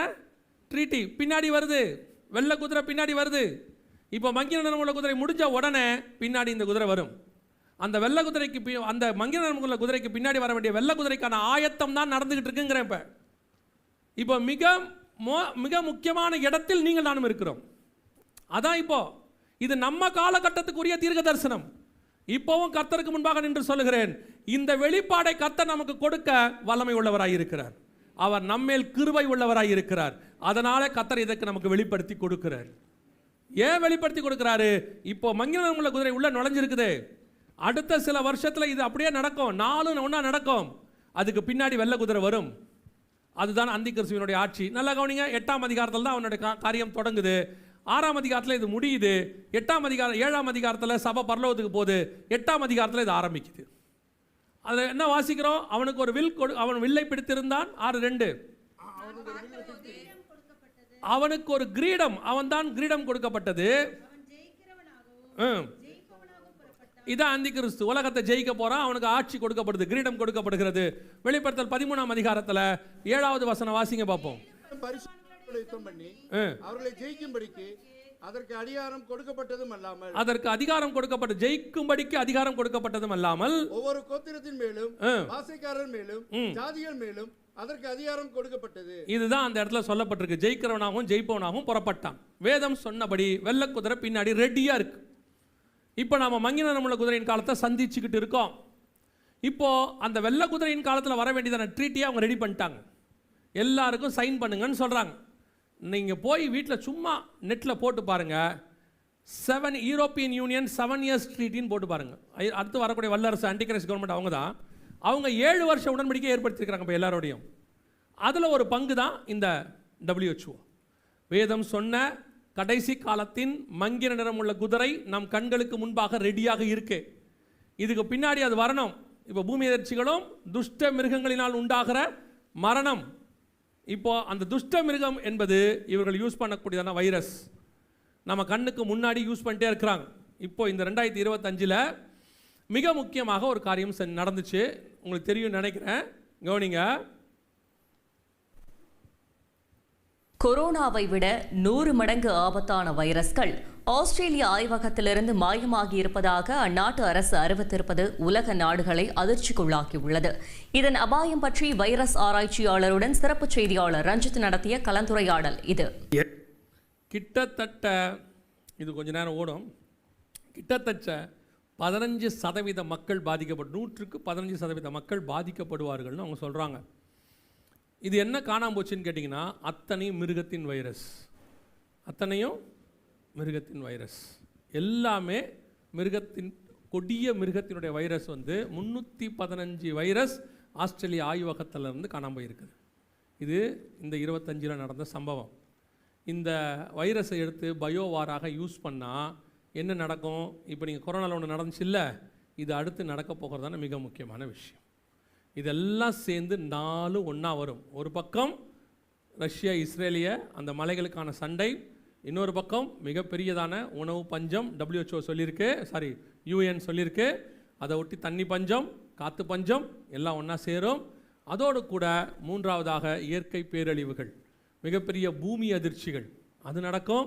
அதோடு கூட இந்த கொள்ளை நோய் துஷ்ட மிருகத்தினால் உண்டாகக்கூடியது இதுவும் நடக்கும். இது 4ம் சேரும்போது மிகப்பெரியதான ஒரு பேரழிவு உலகளாவிய நடக்கும். அதைத்தான் திருப்பியும் சொல்கிறோம். இது நடந்து முடியும் போது வெண்மையான குதிரை பின்னாடி வரும். ஆண்டவர் சொன்ன அத்தனை காரியம். இதில் பெரிய ஆச்சரியம் என்ன தெரியுங்களா? இந்த 4 முடியுதில்ல, 6, 8, 6ஆம் அதிகாரம் 8ஆம் வசனம் வெளிப்படுத்த முடியுதில்ல, முடிஞ்ச உடனே இன்னொன்று நடக்குது. 6, 9 வாசிங்க. அவர் 5ஆம் முத்திரையை உடைத்த போது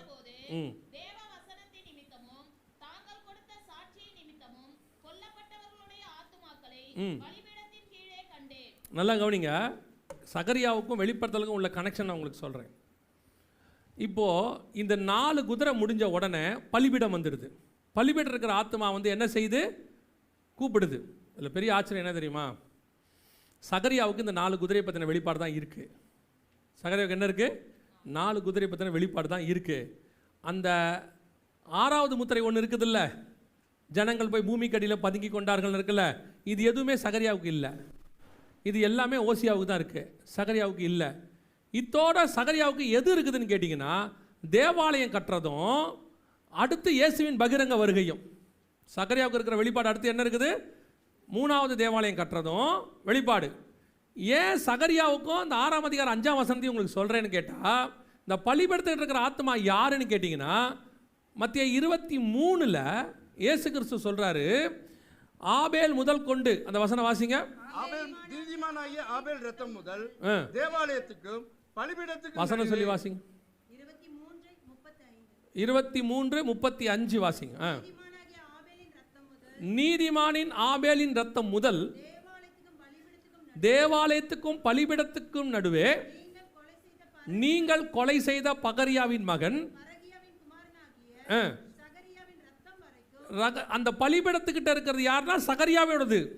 அங்கே உள்ள பரிசுத்தவான்கள் ரத்தத்தில் யார் இருக்கிறா? சகரியாவும் இருக்காரு.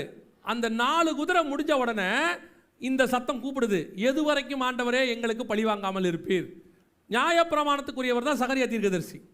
கரெக்டாக 4 குதிரை பற்றின வெளிப்பாடு இருக்குது. அது முடிஞ்ச உடனே பலிபீடத்துக்கிட்ட தான் அவர் கூப்பிட்றாரு. 5ஆம் முத்திரை. இப்போ 6வது முத்திரை என்பது இயற்கை பேரழிவு.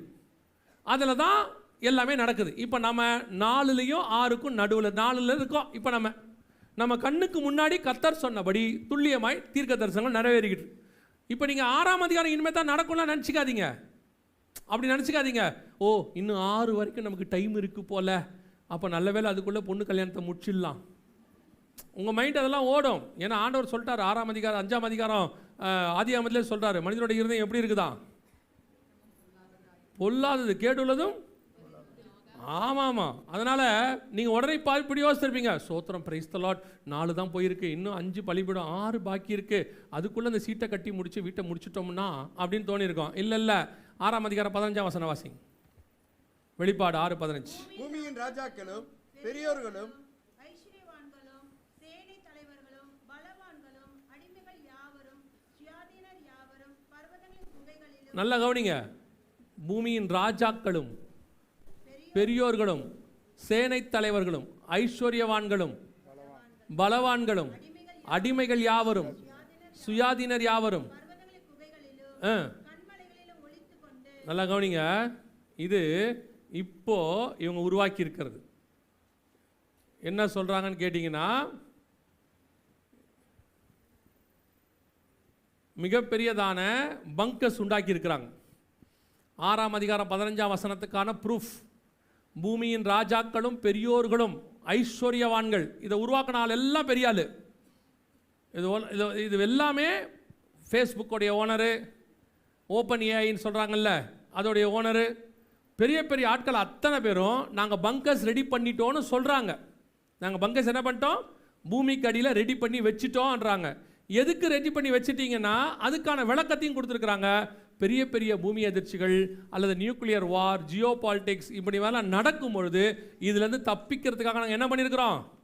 ரெடி பண்ணி வச்சுட்டோம் அப்படின்னு அனௌன்ஸ் பண்ணிட்டாங்க. 6ஆம் அதிகாரம் 15ஆம் வசனம் ரெடி, 6:15 ரெடியாக இருக்குது. இதுலையும் சுவிட்சர்லாந்து என்ன பண்ணியிருக்கு, இப்போ ரீசெண்டாக தன் நாட்டு மக்களில் 100% அத்தனை பேருக்கும் பங்கர்ஸ் ரெடி பண்ணி கொடுத்துட்டான்.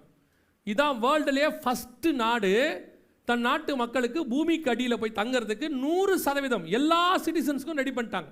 இங்கே இருக்கு பாருங்க. அவங்க என்ன சொல்லி ரெடி பண்ணியிருக்காங்கன்னா, ஒரு நியூக்ளியர் வார் வரத்துக்கு வாய்ப்பு இருக்குது, அல்லது பெரிய பெரிய பூமி எதிர்ச்சி வரத்துக்கு வாய்ப்பு இருக்குது, அதிலிருந்து ஜனங்களை காப்பாற்றணும்னு சொல்லி இப்போவே அவங்க இன்றைக்கி ஆரம்பிக்கல. இதெல்லாம் இப்போ ரெடியாக இருக்குன்னா என்றைக்கு ஆரம்பிச்சிருக்கணும்? உங்களுக்கு புரியுதா? மெட்ரோ இன்றைக்கி நம்ம ஓட போகிறதில்ல, என்றைக்கும் ஆரம்பித்தது. ஓட போகிறது என்னமோ 2026-27 தான்.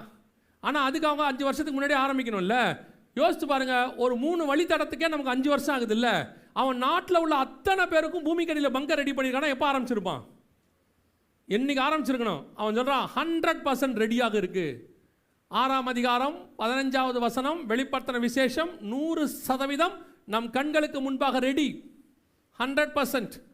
இப்போ நீங்கள் என்ன நினச்சிக்கூடாது, ஓ 4ஆம் அதிகாரத்துக்கு அப்படி இன்னும் 4ஆம் முத்திரை போயிட்டு இருக்கு, இன்னும் 5 இருக்குது 6 இருக்குது. இல்லை சைமல்டேனியஸாக எல்லாம் ரெடியாக இருக்குது, எல்லாமே ரெடி. ஒரு இமை பொழுது ஒரு நிமிஷம் தான் மொத்தம் கொலாப்ஸ் ஆயிரும். நம்ம நினச்சிக்கிட்டு இருக்கிறோம் இப்படி நடக்கும் அப்படி நடக்கும்னு. யோசித்து பாருங்கள், ஒரே நாள் நைட்டு 8 மணிக்கு சொன்னாங்க உங்கள் 500,000 ரூபாய் செல்லாதுன்னாங்க. வேலை முடிஞ்சா? மொத்த பணம் முடிஞ்சா? திடீர்னு அனௌன்ஸ் பண்ணாங்க 8 மணிக்கு மேலே லாக்டவுனுன்னாங்க. எப்போ? காலவரையின்றி, எப்போ நடக்கும் தெரியாதுன்னாங்க. வேலை முடிஞ்சா? அந்த மாதிரி தான் உங்களுக்கு சொல்கிறேன். எப்போ எது இப்போ எல்லாமே சடன். இந்த சடனுடைய கடைசி சடன் தான் வருக.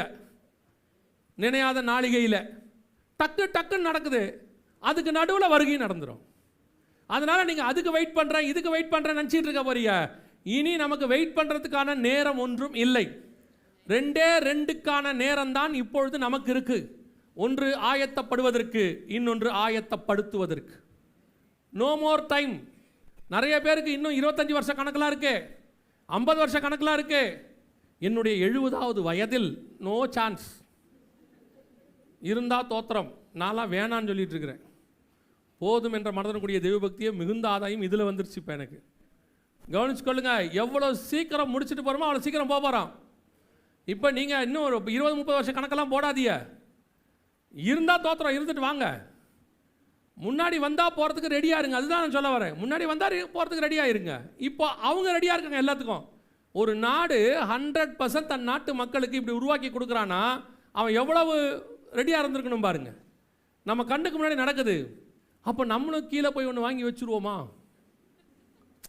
அடுத்த ஐடியா வந்திருக்கோம். இப்போ அவங்க இப்போ சில மண்டையில் அடிச்சிருப்பாங்க, இந்த ஆளுகிட்ட படித்து சொன்னேன், ஃப்ளாட்டு வாங்காதன்னு. மேலே வாங்கிறதுக்கு கீழே வாங்கியிருக்கலாம். 3வது மாடியை வாங்கினதுக்கு ஃபஸ்ட்டு உங்களுக்கு தான் குண்டு விடும், கிரவுண்ட் ஃப்ளோருக்கு அப்புறமா தான் வரும் இல்லை? இந்த கீழே போகிற குரூப்பு நீங்கள் நானும் இல்லை, புரியுதா? 6ஆம் அதிகாரம் வெளிப்படுத்தின விசேஷம் 16வது வசன வாசி. பர்வதங்களையும் கண்மலைகளையும் நோக்கி நல்ல கவனிங்க, நீங்கள் எங்கள் மேல் விழுந்து சிங்காசனத்தின் மேல் வீற்றிருக்கிறவருடைய முகத்திற்கும் ஆட்டுக்குட்டியானவருடைய கோபத்திற்கும் எங்களை. அப்ப யார் இவன் தெரியுமா? சிங்காசனத்தின் மேல் வீற்றிருக்கிறவர் யாரு? 5ஆம் அதிகாரம் வெளிப்படுத்தின விசேஷத்துல நீடித்த ஆயுசு உள்ளவர் சிங்காசனத்தின் மேல் வீற்றிருந்தார்னு இருக்கு. ஆட்டுக்குட்டியானவர்னா யாரு? உங்க எல்லாருக்கும் தெரியும், இயேசு கிறிஸ்துன்னு தெரியும். அப்போ ஆட்டுக்குட்டியானவர் சிங்காசனத்தின் மேல் வீற்றினுடைய கரத்திலிருந்து அந்த முத்திரை உள்ள புஸ்தகத்தை வாங்கினார். 5ஆம் அதிகாரத்தில் இருக்கு. அப்போ இயேசு கிறிஸ்து நிற்கிறாரு, ஒருத்தர் எதிரில் உட்காந்துருக்காருன்னா அது யாரா இருக்கும்? பிதாவாகிய தேவன்.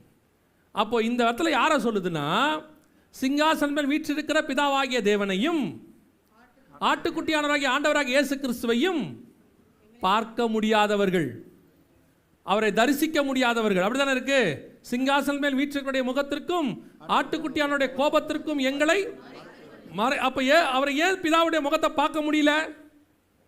பரிசுத்தம் இல்லாமல் ஒருவனும் தேவனை அவன் தான் கீழே போறான். யார் இயேசு கிறிஸ்துவுக்கு பயப்படுறான்? சங்கீதம் 2 சொல்லுது, குமாரன் கோபம் கொள்ளாமலும் வழியிலே நீங்கள் அழியாமலும் இருக்கும்படிக்கு. யாரு? அவரை முத்தம் செய்ய முடியாதவர்கள், தோழர்கள். உங்களுக்கு கொஞ்சம் தெளிவாக சொல்லணும்னா, கீழே போகிறவன் எவனுமே இயேசுவை பற்றி நல்லா தெரியும், ஆனால் அவர் சொன்னபடி வாழாதவர்கள், அவருக்கு விரோதமானவர்கள், பரிசுத்தம் இல்லாதவர்கள். மனுஷகுமாரன் வரும்போது விசுவாசத்தை காண்பாரோ? விசுவாசம் இல்லாதவர்கள், இவர்கள் தான் கீழே போவான். ஆனால் கிறிஸ்டியன்ஸ், இவனுக்கு தெரியுது இயேசுவையும் பிதாவையும் நல்லா தெரியும், ஆனால் இன்னும் ரெடி ஆகல. இவன் தான் சொல்கிறான். ஒரு கூட்டம் அப்படியே இந்த இவ்வளோ பெரிய பிரச்சனை நடக்கும்போது ஒரு கூட்டம் எங்கே போய் பதுங்குது? பூமி கடியில் போய் பதுங்குது. அதே நேரத்தில் ஒரு கூட்டம் 7:9 சிங்காசனத்துக்கு முன்பாகவும் ஆட்டுக்குட்டியானவருக்கு முன்பாகவும் ஒரு கூட்டம் கீழே பதுங்க போயிருச்சு, ஒரு கூட்டம் தரிசிக்க மேலே போயிடுச்சு. 6ஆம் அதிகாரம் 16 ஒரு கூட்டம் கீழே போயிடுச்சு, 7ஆம் அதிகாரம் 9ஆம் வசனத்தில் ஒரு கூட்டம் மேலே போயிடுச்சு. கடைசி கேள்வி முடிக்க போகிறோம், நீங்களும் நானும் கீழே போகிற கூட்டமா மேலே போகிற கூட்டமா? இப்போ ஆண்டவர் சகலவற்றையும் நமக்கு அறிவிச்சிருக்கிறார். நன்மை தீமை அறியத்தக்க கனியையும் ஜீவ விருட்சத்தையும் நமக்கு முன்பாக வச்சுட்டு ஆண்டவர் சொல்றாரு, இதை புசிக்கும் நாளிலே நீ சாகவே சாவாய்.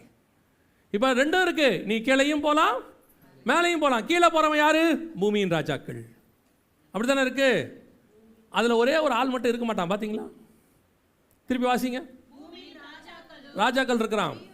பெரியோர்னா யார் தெரியுமில்ல? பெரியோர்னா யாரு?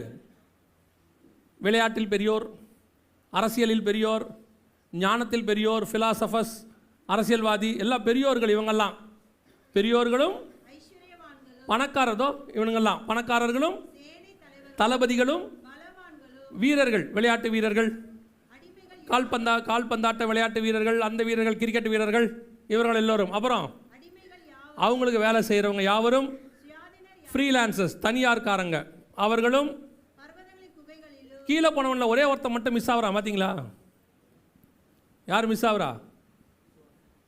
தரித்திரன் மிஸ் ஆகுறான் பாருங்க. எப்படிங்க தரித்திரர் சொல்றீங்க? வெளிப்படுத்தல் 13:16 பாருங்க. அது சிறியோர், பெரியோர், ஐஸ்வர்யவான்கள், அப்புறம் ஐஸ்வர்யவான்கள், அப்புறம் தரித்திரர், சுயாதீனர், அடிமைகள், இவர்கள் யாவரும்.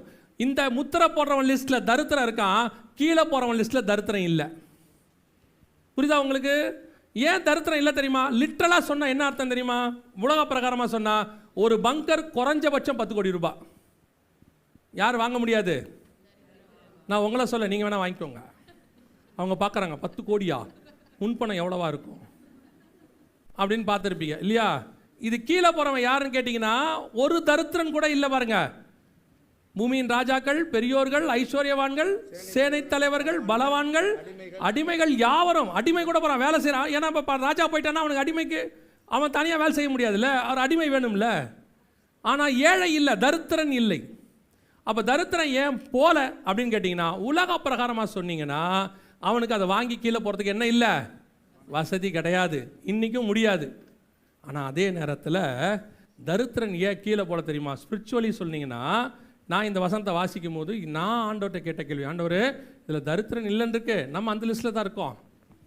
யார்? நம்மகிட்ட தான் 10 கோடி இல்லையே, இப்போ ஆட்டோமேட்டிக்காக நம்ம என்ன லிஸ்ட்டுக்கு வந்துடுவோம்? என்னோட கூட தரித்திரர்கள் கையை வைத்து சோத்திரம் பண்ணுங்கள், கீழே போகிற பணக்காரர்கள் கையை வைத்து சோத்திரம் பண்ணுங்கள். ரெண்டும் இல்லைன்னா நீங்கள் யார்?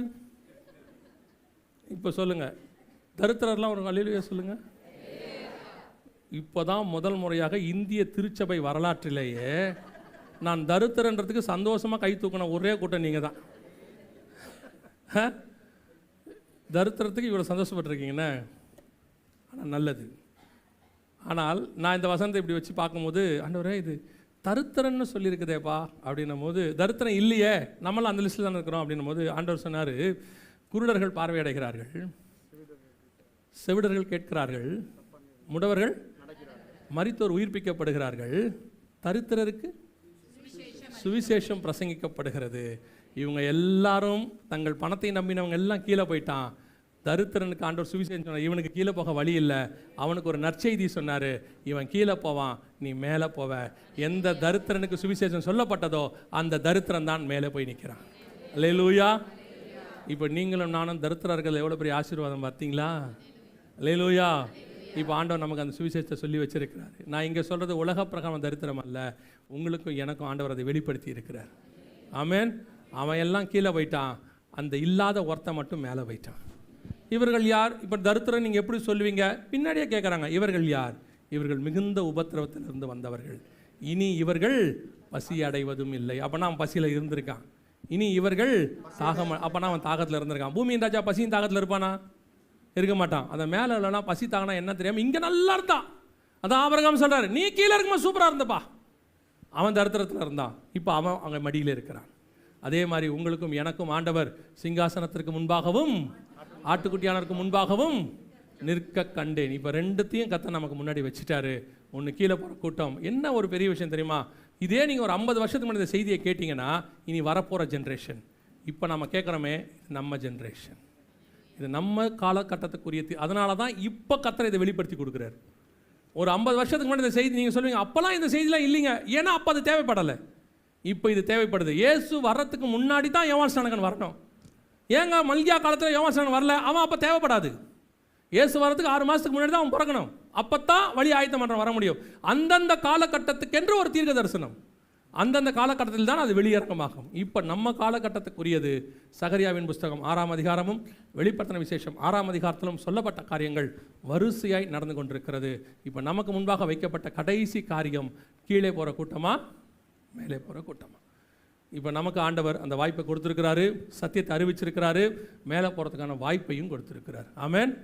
இப்போ இந்த வருகையில் நான் போகணும், இதுக்கு நடுவில் எப்போ வேணாலும் நடக்கும், இந்த வருகையில் நான் போகணும், என்ன செய்யணும் அப்படின்னு கேட்டால், நேற்று 3 காரியங்கள் சொன்னோம், திருப்பி அதை சொல்கிறேன். முதலாவதாக, இயேசு கிறிஸ்துவின் ரத்தத்தினாலே பாவ மன்னிப்பின் நிச்சயத்தை பெற்றிருக்க வேண்டும். இயேசு என் பாவத்தை மன்னிச்சிட்டாருங்கிற நிச்சயம் இருக்கணும். இல்லைங்க, நான்லாம் கிறிஸ்தவ குடும்பம், 3 தலைமுறை கிறிஸ்டின், 4 தலைமுறை கிறிஸ்டின், எங்கள் அப்பா அப்படி இருந்தார், யார் வேணாலும் இருக்கட்டும், நீங்கள் ரட்சிக்கப்பட்டிருக்கீங்களான்றது தான் முக்கியம். புரியுதா? உங்கள் அப்பா டாக்டருங்கிறதுலாம் நீங்கள் போய் ஊசி போட முடியுமா? முடியாது இல்லையா? உங்கள் அப்பா சாப்பிட்டாருன்னா உங்களுக்கு பசி தீந்துருமா? உங்கள் அப்பா எடுத்த ரட்சிப்பு உங்களுக்கு ஒத்து வராது. நீங்கள் ஒருவேளை நீங்கள் பாவம் செய்யாத குழந்தையாக இருந்தால் தகப்பன் தாயினுடைய ரட்சிப்பு பிள்ளைகளுக்கு வந்துடும். ஆனால் எப்போ நீங்கள் ஒரு ஏஜில் நிதானித்து பாவம் செய்கிற இடத்துக்கு வந்துட்டீங்களோ, கண்டிப்பாக உங்களுக்கு என்ன தேவை? ரட்சிப்பு தேவை. இருதயத்தில் விசுவாசித்து வாயில் என்ன செய்யணும்? அறிக்கை பண்ணால் தான் ரட்சிப்பு வரும். நான் கிறிஸ்தவனாக இருக்கிறேன், நான் எங்கள் அப்பாலாம் காலத்தில் நான் வந்துட்டு இருக்கிறேன்றதுனால ரட்சிப்பு உங்களுக்கு வராது. நீங்கள் எப்போ வாலிப பிராயத்துக்குள்ளே வந்து உங்கள் சிந்தனையில், உங்கள் பேச்சில், உங்கள் நடக்கையில் காரியங்கள்லாம் நீங்கள் கர்த்தருக்கு விரோதமாக ஒரு வேலை செஞ்சுருந்தா கண்டிப்பாக என்ன தேவைப்படும்? ரட்சிப்பு. ஏன்னா வேதம் சொல்லுது, என் தாய் என்னை பாவத்தில் கர்ப்பம் தரித்தாள். 2வது, பிதா குமாரன் பரிசுத்தாவின் நாமத்தினாலே தண்ணீரில் மூழ்கி என்ன எடுத்துருக்கணும்? ஞானஸ்நானம் எடுத்துருக்கணும். ஞானஸ்நானம் எடுக்காமல் வருகையில் போகவே முடியாது. நான் குழந்தையில் எடுத்தேன், சின்ன வயசில் எடுத்தேன், எப்போ கொடுத்தாங்கன்னு தெரியாது, அதெல்லாம் ஞானஸ்நானமே கிடையாது. வசனம் தெளிவாக சொல்லுது, விசுவாசம் உள்ளவனாகி ஞானஸ்நானம் பெறுகிறவனே ரட்சிக்கப்படுவான். விசுவாசம் என்ன? நம்பப்படுதல் மேல் உறுதியும். அந்த காரியம் நடந்த பிறகு ஞானஸ்நானம் எடுக்கணும். அந்த ஞானஸ்நானம் தான் உங்களை வருகையில் கொண்டு போகும். அது எடுத்துருக்கிறீங்களா? ஒரு சிலர்லாம் சொல்லுவாங்க, இல்லைங்க ஒரு ஞானஸ்தானம் தானே, குழந்தையில எடுத்தோமே, அதுக்கு பேர் ஞானஸ்தானமே இல்லைங்கிறேன், அவ்வளோதான். புரியுதா உங்களுக்கு? இந்த சின்ன வயசில் பார்த்தீங்கன்னா உங்களுக்கு விளையாடுறதுக்கு இந்த ட்ரேடில் விளையாடுறதுக்கு நோட்டெல்லாம் கொடுப்பாங்க, பார்த்துருக்கீங்களா? 10 ரூபா நோட்டு, 20 ரூபா நோட்டு. நான் அப்போவே 5000 ரூபா சம்பாரிச்சிட்டேன்னா ஒத்துக்கணும், கரெக்டாக இருக்குமா? பைத்தியம் மாட்டான். நீங்கள் அந்த நோட்டை கொண்டு போய் கொடுத்தா என்ன சொல்லுவீங்க? நான் ஏற்கனவே ட்ரேடு விளையாடும் போதே 50,000 ரூபா சம்பாரிச்சிருக்கேன், பாருங்கள் நோட்டு பாருங்க, நான் லூசு அப்படிமாண்ணா. அதே மாதிரி தான் நான் குழந்தையிலே எடுத்துட்டேன், லூசு அப்படிம்பாங்க. அது பைபிள்லேயே இல்லை, அவ்வளோதான், வேலை முடிஞ்சு. ஞானம் வந்த பிறகு எடுக்கிற ஸ்நானம் தான் ஞான ஸ்நானம். ஞானம் எப்போ வரும்? கர்த்தருக்கு பயப்படுதலே ஞானத்தின். எப்போ கர்த்தருக்கு பயப்படுவோம்? தீமை விட்டு விலகத்திலே கர்த்தருக்கு பயப்படுகிற, தீமை விட்டு விலகி கர்த்தருக்கு பயந்து இனி பாவம் செய்ய மாட்டேன் அறிக்கை செய்து பாவத்துக்கு மரித்து நீதிக்கு உயிர்த்தெழுதல். இந்த ஞானஸ்தானம் எடுக்கணும். மூன்றாவது எபேசியர் 4:30 சொல்லுது, மீட்கப்படும் நாளுக்கென்று முத்திரையான பரிசுத்த ஆவியை துக்கப்படுத்தாதிருங்கள். பரிசுத்தான அபிஷேகத்தை என்ன செய்யணும்? பெற்றுக்கொள்ளணும். ஒரு குரூப் சொல்லுவாங்க, அதெல்லாம் நீங்கள் எப்போ ரட்சிக்கப்பட்டீங்களோ அப்பயே என்ன செஞ்சிட்டாரு? ஆவியானவர் வந்துட்டாரு. நீங்கள் தனியாக அபிஷேகம் ஒன்று பெற வேணாம்பான். இப்போ பாருங்கள், இயேசு கிறிஸ்து 12 சீஷர்களை கூப்பிட்டுட்டாரு. 12 பேர் 3.5 வருஷம் கூட இருக்கிறாங்க. பரிசுத்த ஆவியானவர் இருந்தாரா இல்லையா? பரிசுத்த ஆவியானவர் இயேசு மேலே இருக்கிறார். பரிசுத்த ஆவியில் தான் இயேசு பிறந்திருக்கிறார். ஆனால் அவர் கூட இருந்தவங்களுக்குள்ள ஆவியானவர் இருந்தாரா இல்லையா? இல்லை. இயேசு சொல்கிறார், நீங்கள் போய் பரிசுத்த ஆவி வருகிற வரைக்கும் எங்கே தங்கியிருங்கள்? எருசலேம். இயேசுநாதர் கூட இருந்தாலே அபிஷேகம் உண்ண வரும்னு அர்த்தம் இல்லை. பாருங்கள், ஒரு இடத்துல ஞானஸ்தானம் எடுக்கிறாங்க. அப்போ அவன் கேட்குறான், பவுல் என்ன நாமத்தில் ஞானஸ்தானம் எடுத்தீர்கள், ஏன் இன்னும் பரிசுத்த ஆவியை பெறலன்னு கேட்குறான். பிலிப்பு போய் அங்கே எல்லாம் ஊழியம் பண்ணிட்டாரு. ஆனால் வசனம் சொல்லுது, அவர்கள் எதை பெறவில்லை? பரிசுத்த ஆவியை பெறவில்லை. பரிசுத்த ஆவியின் அபிஷேகம் பெறணும். ஒரு குரூப் சொல்லிட்டு இருக்கே, நீ ரட்சிக்கப்பட்டாலே போதும். இல்லை, ரட்சிப்பின் அனுபவம் ஞானஸ்தானத்துக்கு அப்புறம் அடுத்து நீங்கள் பெற வேண்டியது என்ன? ஸோ பரிசுத்த அபிஷேக கூட்டம் சென்னையில் நடக்கும், நம்ம சபையில் நடக்கும். எந்த வாரம் வச்சுருக்கிறீங்க? அது இந்த வாரம் வர சண்டே ஈவினிங் என்ன இருக்குது? அபிஷேக கூட்டம் சபையில் இருக்குது. நீங்கள் கண்டிப்பாக வாங்க. யார் யாரெல்லாம் அபிஷேகம் பெறலையோ, ஒருவேளை பிள்ளைகள், வாலிப பிள்ளைகள் அபிஷேகம் பெறாமல் இருந்தால் கூட்டிகிட்டு வாங்க.